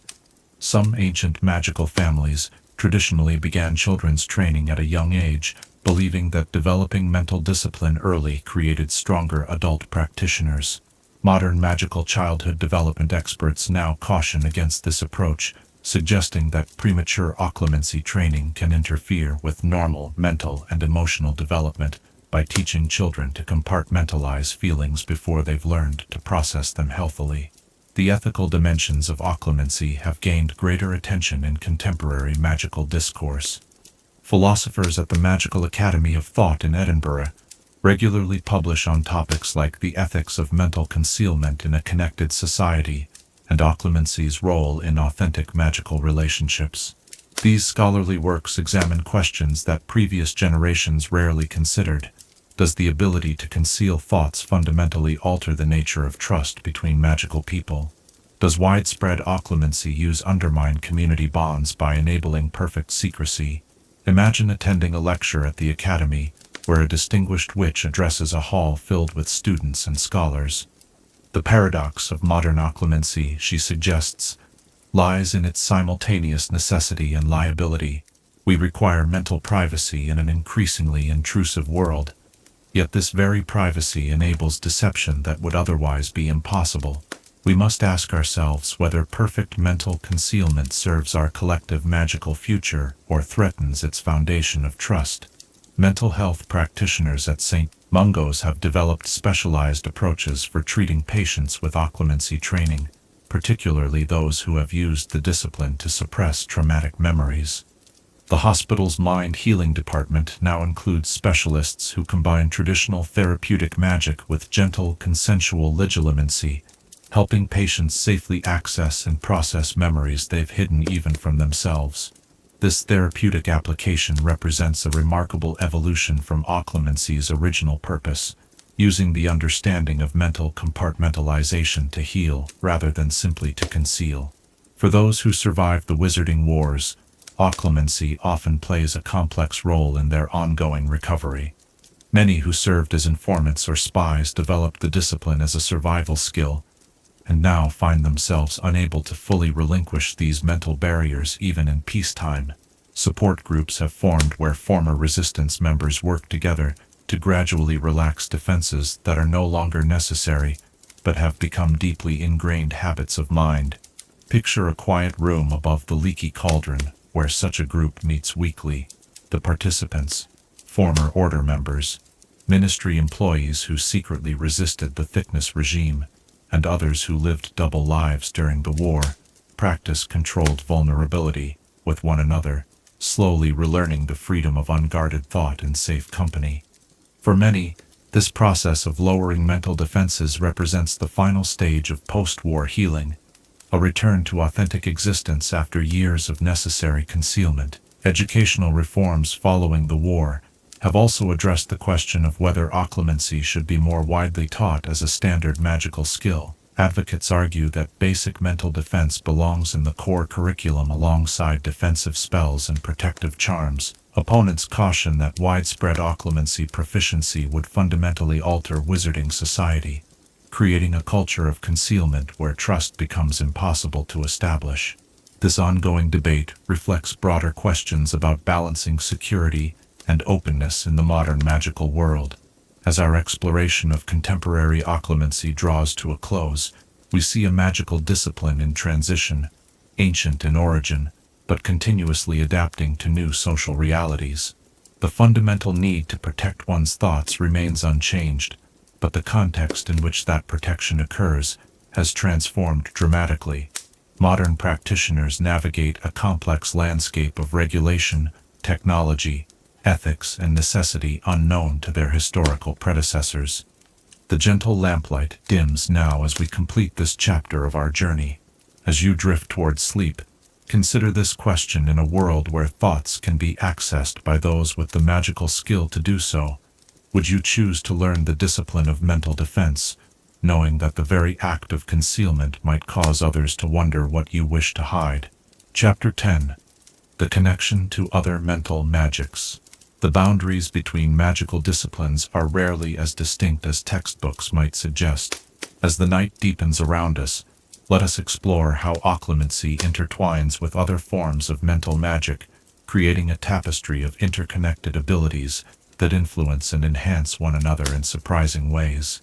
Occlumency does not exist in isolation, but rather forms part of a spectrum of mental magics, each manipulating consciousness through different methods and for different purposes.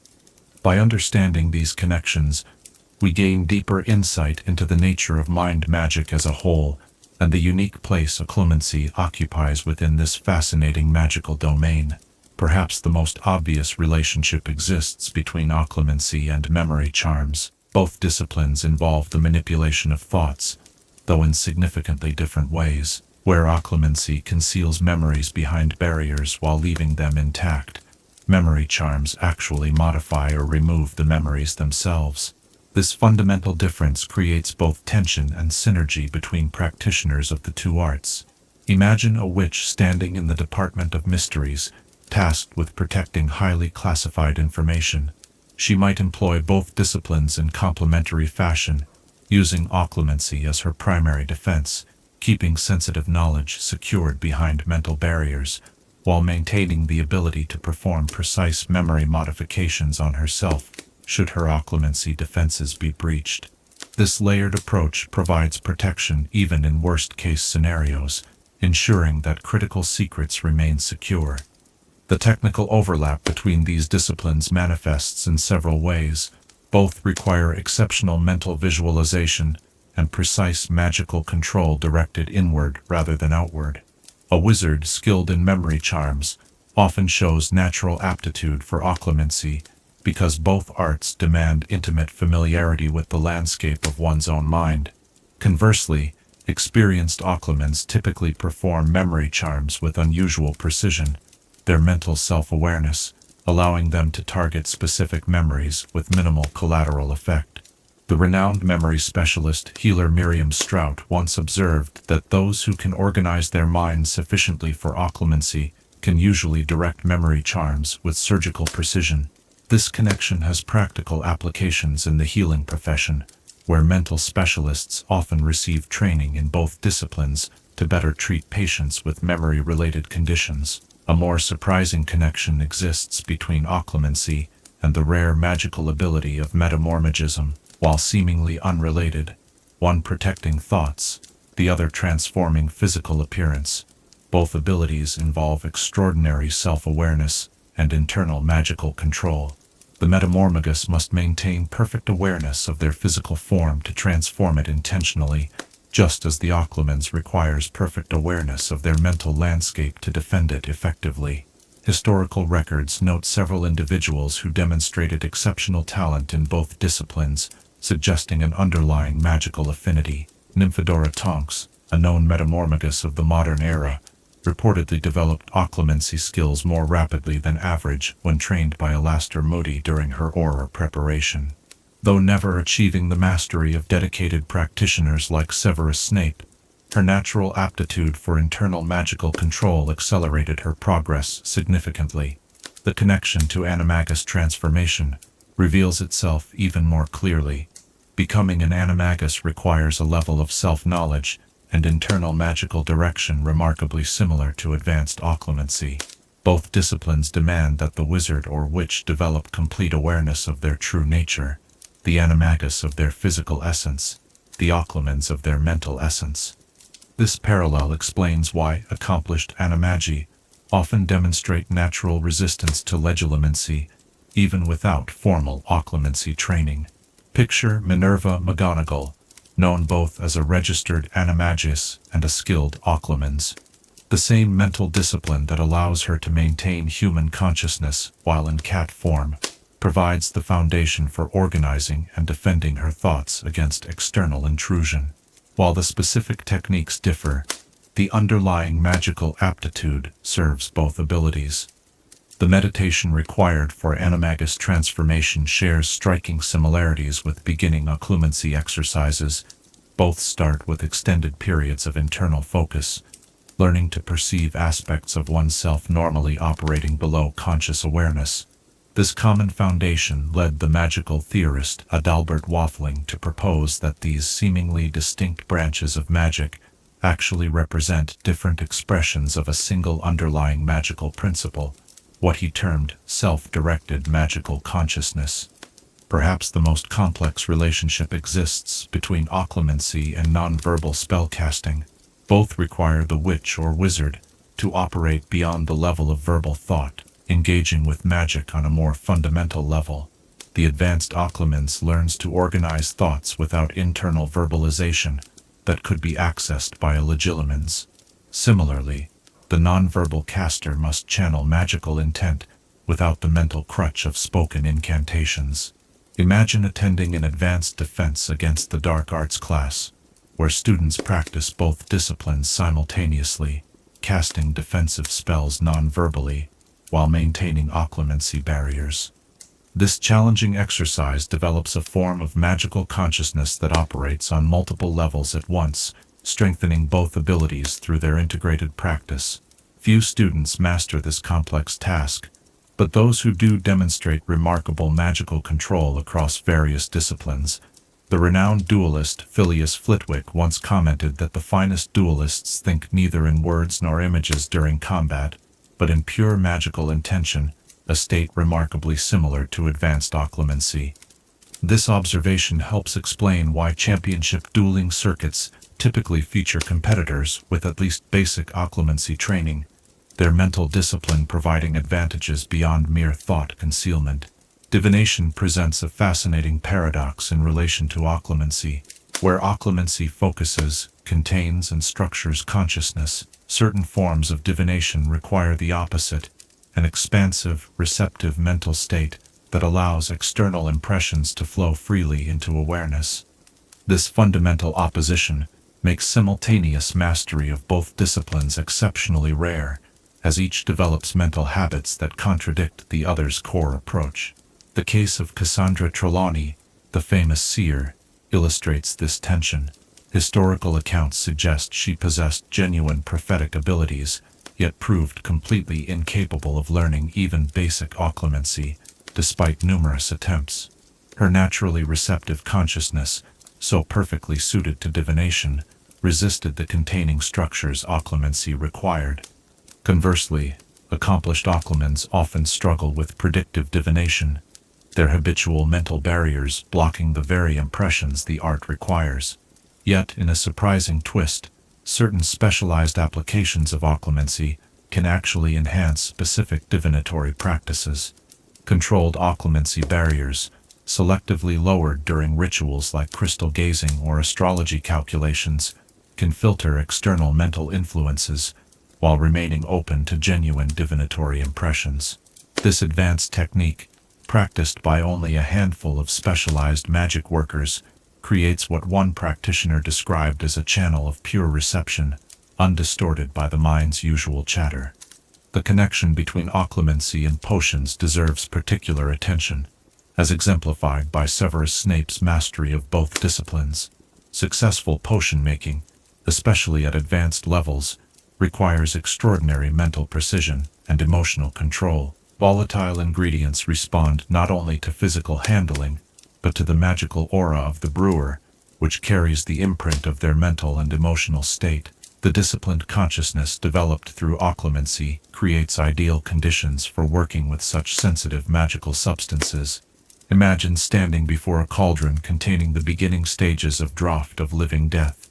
As you add powdered asphodel, even a momentary spike of anxiety could project through your magical aura into the mixture, potentially causing the delicate reaction to fail.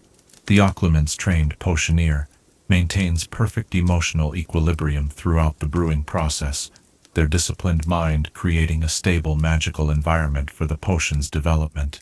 This connection explains why the most renowned potions masters throughout history have typically demonstrated at least moderate occlumency ability, even if they never formally studied the discipline.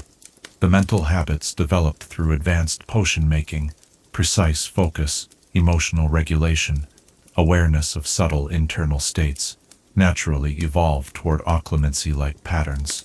Conversely, trained occlumens often excel when they turn their attention to complex potion making, their established mental discipline providing immediate advantages. The relationship between occlumency and healing magic reveals subtle but significant connections. Mind healers at St. Mungo's Hospital have observed that patients with occlumency training often respond differently to magical treatments, their disciplined minds interacting with healing spells in distinctive ways. Some healing processes occur more rapidly in these patients, as their mental organization allows magical healing to proceed without the interference of anxiety or discomfort that might otherwise slow recovery. However, this same mental discipline occasionally presents challenges. Certain healing spells designed to work with the patient's own magical consciousness may encounter resistance from occlumency barriers maintained even during illness or injury. Mind healers developed specialized techniques for these situations, gently guiding patients to selectively lower specific barriers to allow healing magic to integrate fully with their system. As our exploration of these interconnections draws to a close, we recognize that occlumency's relationship with other mental magics illuminates the fundamental nature of magic itself. Rather than existing as isolated techniques, magical disciplines form an interconnected web, where development in one area naturally influences others. The witch or wizard, who truly masters occlumency, gains not only protection for their thoughts, but enhanced capacity across numerous magical practices that engage the conscious mind. The night grows late now, and the boundaries between waking thought and dreams begin to blur. As you drift toward sleep, consider this question: which other magical disciplines might resonate most naturally with your own consciousness, and how might developing one ability create unexpected flowering of talent in seemingly unrelated magical arts? Chapter 11. The Physical Manifestations of Occlumency. As the night grows deeper and our exploration of this subtle magic continues, let us turn our attention to a fascinating aspect, often overlooked in theoretical discussions: the physical manifestations of occlumency. Though fundamentally a discipline of the mind, the practice leaves its mark on the practitioner in ways both subtle and profound, creating observable patterns that the attentive observer might recognize. The first and perhaps most noticeable physical sign of an accomplished occlumency lies in their eyes. Those with extensive training develop a distinctive quality to their gaze, not a specific color or shape, but rather a particular stillness that suggests depths carefully guarded. This characteristic becomes most apparent during moments of stress or confrontation, when the untrained mind typically betrays itself through involuntary eye movements that follow internal thoughts. The practiced occlumens, by contrast, maintains perfect control over these micro-expressions, their eyes revealing only what they choose to reveal. Imagine standing before Severus Snape during a tense confrontation. While an ordinary wizard's eyes might dart briefly to the side when constructing a falsehood or flicker with momentary emotion when touched by an uncomfortable truth, Snape's black gaze remains utterly steady. This stillness does not appear unnatural or rigid, but rather conveys an impression of complete self-possession, the physical reflection of a mind whose pathways remain under perfect control. The second physical manifestation appears in the magical aura surrounding experienced practitioners. While invisible to ordinary sight, this aura can be perceived through certain detection spells or by particularly sensitive magical beings, where the typical wizard's aura fluctuates with emotional states and current thoughts.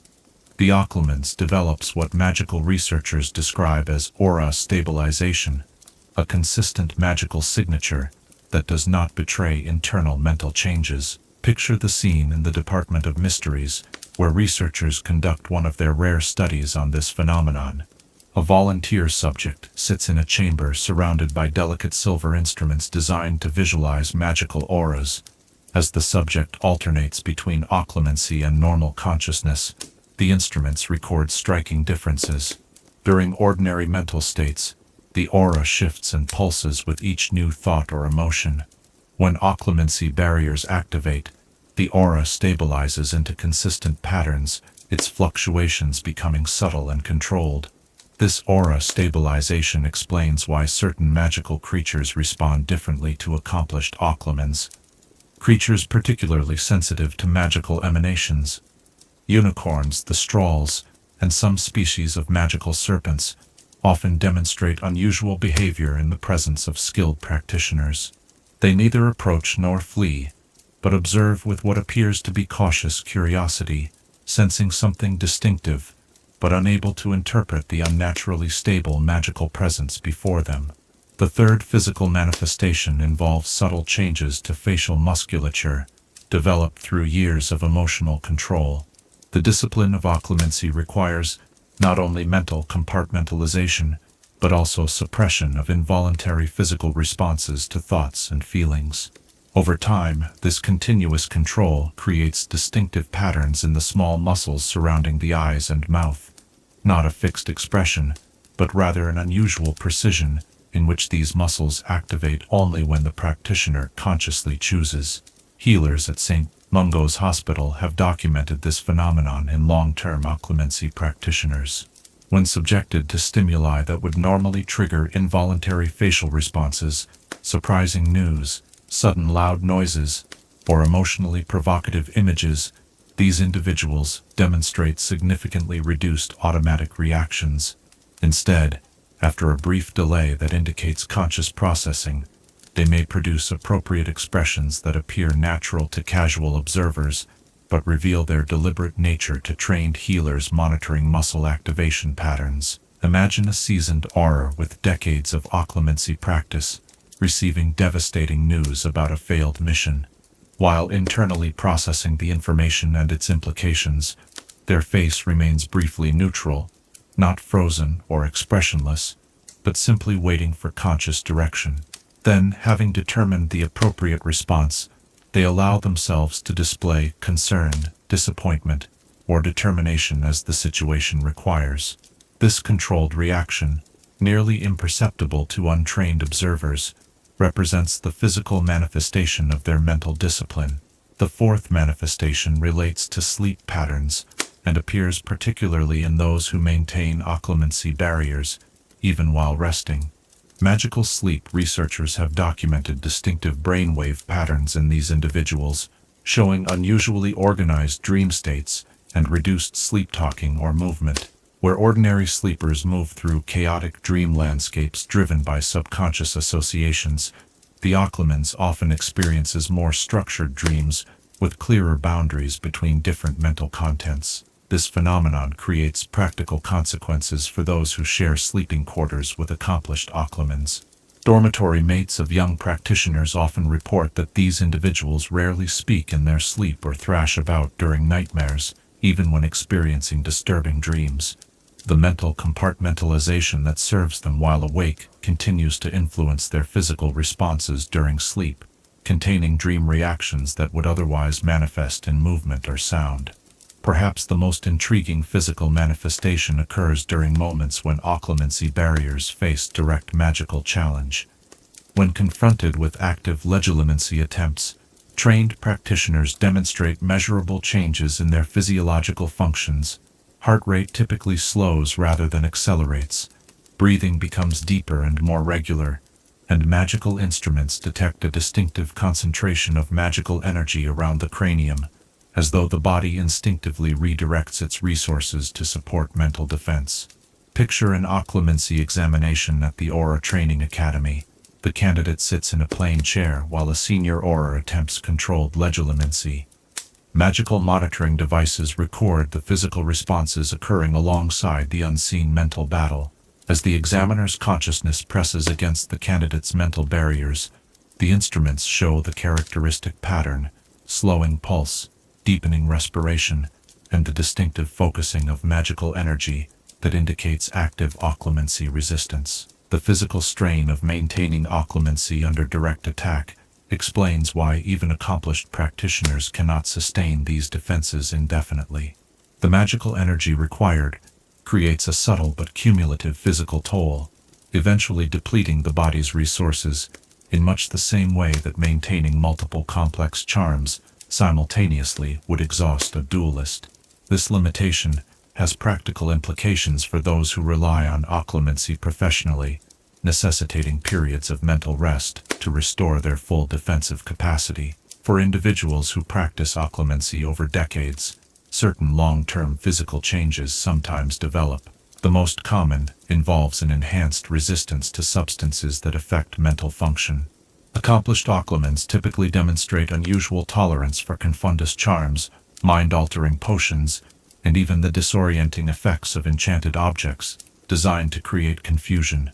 Their habitual mental discipline creates neurological patterns that resist external disruption, providing a degree of protection beyond their conscious occlumency barriers. The Department of Magical Law Enforcement has documented cases where captured occlumens remained coherent under doses of veritaserum that would render ordinary wizards completely suggestible. While their mental barriers cannot completely negate the potion's effects, their disciplined minds process the influence differently, maintaining awareness of their responses even as the truth-compelling aspect functions. This resistance explains why veritaserum testimony from known occlumens receives special scrutiny in Wizengamot proceedings, with additional verification methods applied. Imagine a hearing where a suspected dark wizard with occlumency training has been administered veritaserum. While seemingly answering questions truthfully, subtle physical signs, the steadiness of their gaze, the unusual control in their voice, alert, experienced interrogators to the possibility that their responses remain partially filtered through conscious awareness, rather than representing the complete, unguarded truth the potion should produce. One particularly remarkable physical manifestation occurs in those rare individuals who achieve the highest levels of occlumency mastery. These exceptional practitioners develop the ability to selectively control automatic physiological responses normally considered beyond voluntary influence.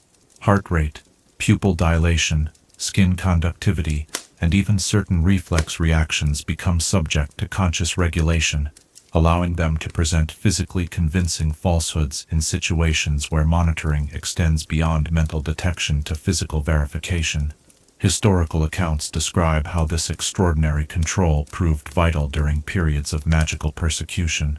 An occlumens, subjected to both legilimency and physical examination, could maintain not only mental barriers, but also the precise physiological responses that would support their fabricated thoughts. Even when interrogators employed enchanted objects designed to detect physical signs of deception, these masters presented a seamlessly consistent presentation across both mental and physical domains. The final and perhaps most profound physical manifestation of occlumency appears not during active practice, but in its absence.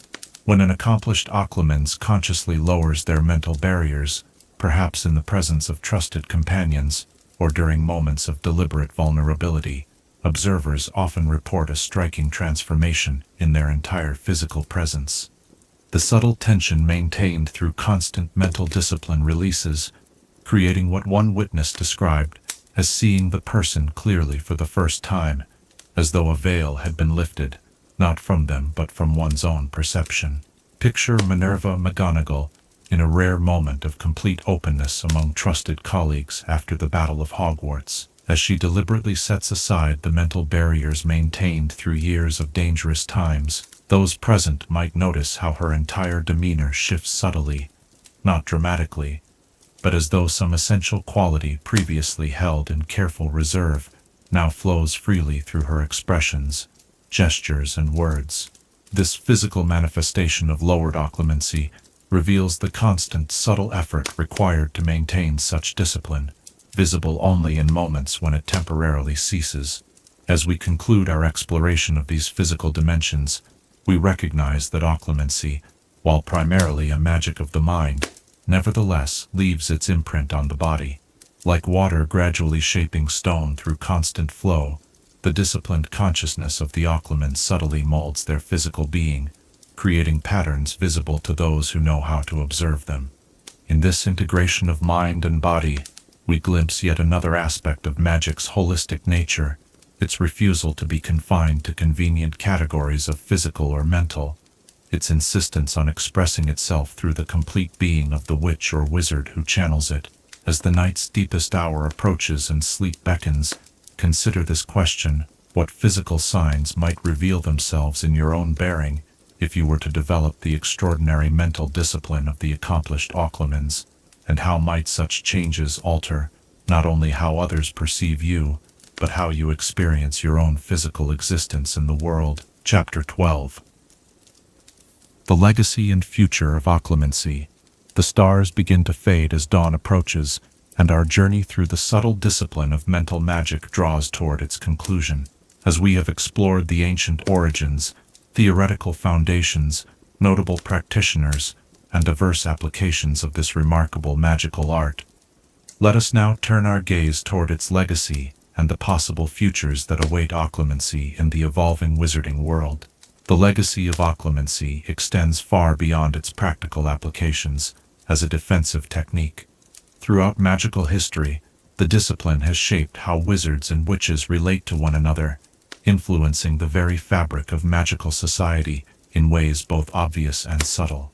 In a world where thoughts can be accessed by those with the skill to do so, the ability to maintain mental privacy has created unique dynamics of trust, suspicion, and respect that have no parallel in Muggle society. Consider how differently magical diplomacy has developed compared to its non-magical counterpart. Where Muggle nations rely on formal declarations and documented agreements, magical diplomatic tradition places extraordinary emphasis on personal relationships between representatives whose minds remain their own. The knowledge that thoughts cannot be casually extracted, that even the most skilled Legilimens faces barriers when encountering a trained opponent, creates a foundation for trust that would otherwise be impossible in a community with mind-reading capabilities. Picture the historic signing of the International Statute of Secrecy, where representatives from wizarding communities across the globe gathered in conditions of unprecedented tension. The presence of accomplished occlumens among all major delegations ensured that negotiations proceeded with genuine security, each representative able to maintain their community's private positions while working toward collective agreement. This balance between transparency and necessary secrecy, facilitated by the discipline of occlumency, helped establish the governance structures that still maintain wizarding society today. Beyond politics, occlumency has profoundly influenced magical education and child development. The awareness that mental privacy requires deliberate cultivation has shaped how young witches and wizards learn to understand themselves and others. Unlike Muggle children, who generally assume their thoughts remain private by default, magical children grow up understanding that mental boundaries require active maintenance, a perspective that creates distinctive patterns of emotional development and interpersonal awareness. The psychological implications of this awareness extend into every aspect of wizarding culture. Literature, art, and music, created by magical people, often explore themes of hidden knowledge, interior spaces, and the contrast between external appearance and internal reality. The popularity of such themes reflects the community's collective experience with mental privacy as something actively maintained, rather than passively assumed. Imagine walking through a magical art exhibition, where paintings depict layered mental landscapes, outer chambers freely displayed to visitors, inner sanctums secured behind symbolic barriers. Such imagery would resonate powerfully with viewers familiar with occlumency concepts, speaking to their lived experience of consciousness as territory that can be both shared and protected through deliberate choice rather than physical limitation. The legacy of occlumency also appears in magical architecture, where spaces designed for sensitive discussions often incorporate enchantments inspired by mental barrier techniques. The concept of layered security, with progressively more restrictive access as one moves inward, mirrors the mental structures occluments create to protect their most private thoughts. From the chamber design of the Wizengamot to the spiral organization of the Department of Mysteries, the influence of occlumency principles on magical spatial conception remains evident. But what of the future? As the wizarding world continues to evolve, how might this ancient discipline transform to meet new challenges and opportunities? Several emerging trends suggest possible directions for occlumency's development in coming decades. The first and perhaps most significant trend involves the integration of occlumency principles with developments in magical healing. Mind healers at St. Mungo's Hospital have begun exploring how techniques originally developed for mental defense might be adapted to treat psychological trauma. The compartmentalization methods that allow occlumens to isolate sensitive information show promise when modified to help patients temporarily contain overwhelming memories until they can be processed safely with therapeutic support. Imagine a specialized ward where survivors of magical conflicts learn adapted occlumency techniques not to hide their thoughts from others, but to organize traumatic memories in ways that allow gradual healing rather than continuous distress. This therapeutic application represents a profound evolution from occlumency's defensive origins toward a practice focused on internal well-being rather than external protection. A second emerging trend appears in magical education, where traditional occlumency is being reconceptualized as part of a broader curriculum in mental magical literacy. Rather than teaching the discipline solely as a defensive technique, forward-thinking magical schools have begun introducing foundational concepts as part of students' general magical development. These programs emphasize self-awareness, emotional regulation, and conscious thought organization, skills valuable to all magical practitioners, regardless of whether they pursue advanced occlumency. Picture a classroom at Hogwarts, where young students practice simple visualization exercises, learning to recognize their own thought patterns without immediately attempting to construct defensive barriers. The teacher explains that understanding one's own mind enhances all magical practice, from charm work to potion making, while also preparing students for more specialized mental magic should they choose to pursue it. This integrated approach represents a significant departure from the historically secretive transmission of occlumency knowledge. Theoretical innovations suggest a third potential direction for occlumency's future development. Researchers at the Department of Mysteries have begun exploring what they term collective occlumency, techniques that might allow groups of witches and wizards to create shared mental barriers, protecting information known to all members. This experimental approach envisions mental protection, not as an individual practice, but as a collaborative magical effort, potentially revolutionizing how organizations safeguard their most sensitive knowledge. The practical applications of such a development would be profound. Imagine an horror team preparing for a dangerous mission, establishing collective mental barriers around their strategic plans. Even if one member were captured and subjected to Legilimency, the shared protection would remain intact, maintained by the combined mental discipline of the remaining team. While still theoretical, this approach suggests how ancient magical disciplines might evolve in unexpected directions when revisited with fresh perspective.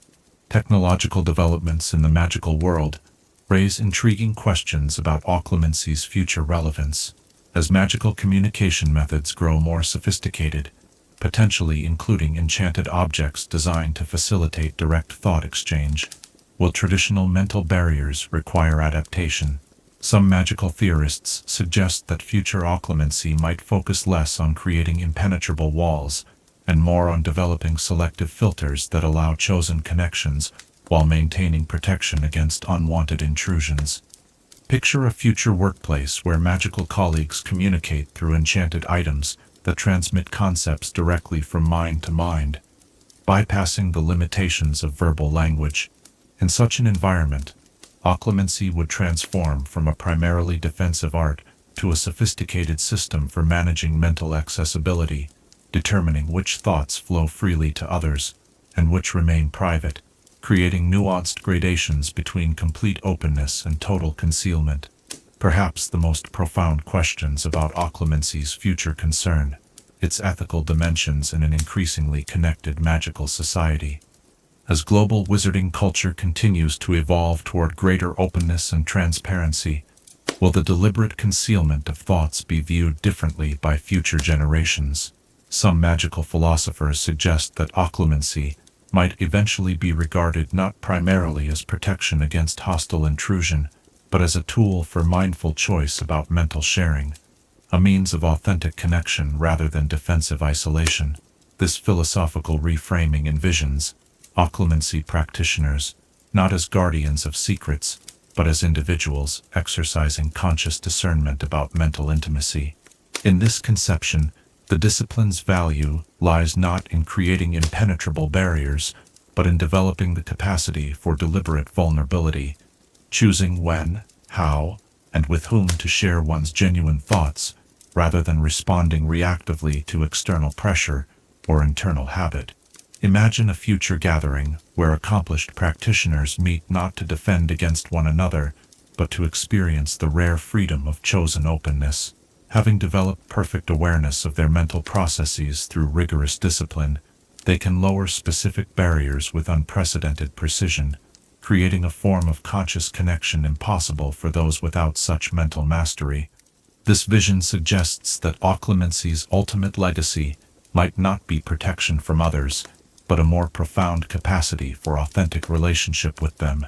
As we conclude our exploration of this remarkable magical discipline, we recognize that, like all truly significant magic, occlumency transcends simple categorization as technique or skill. At its core, this ancient practice invites us to consider fundamental questions about consciousness, privacy, trust, and connection.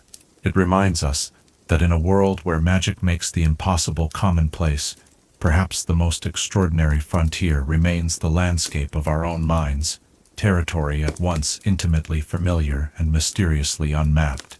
The first light of dawn now touches the horizon, bringing our night's journey to its end. As you drift toward sleep in these final moments, consider this question. In a world where thoughts could be freely shared or carefully guarded by choice, rather than limitation, what would you choose to reveal? What would you keep private? And how might that choice shape not only your experience of others, but their experience of you?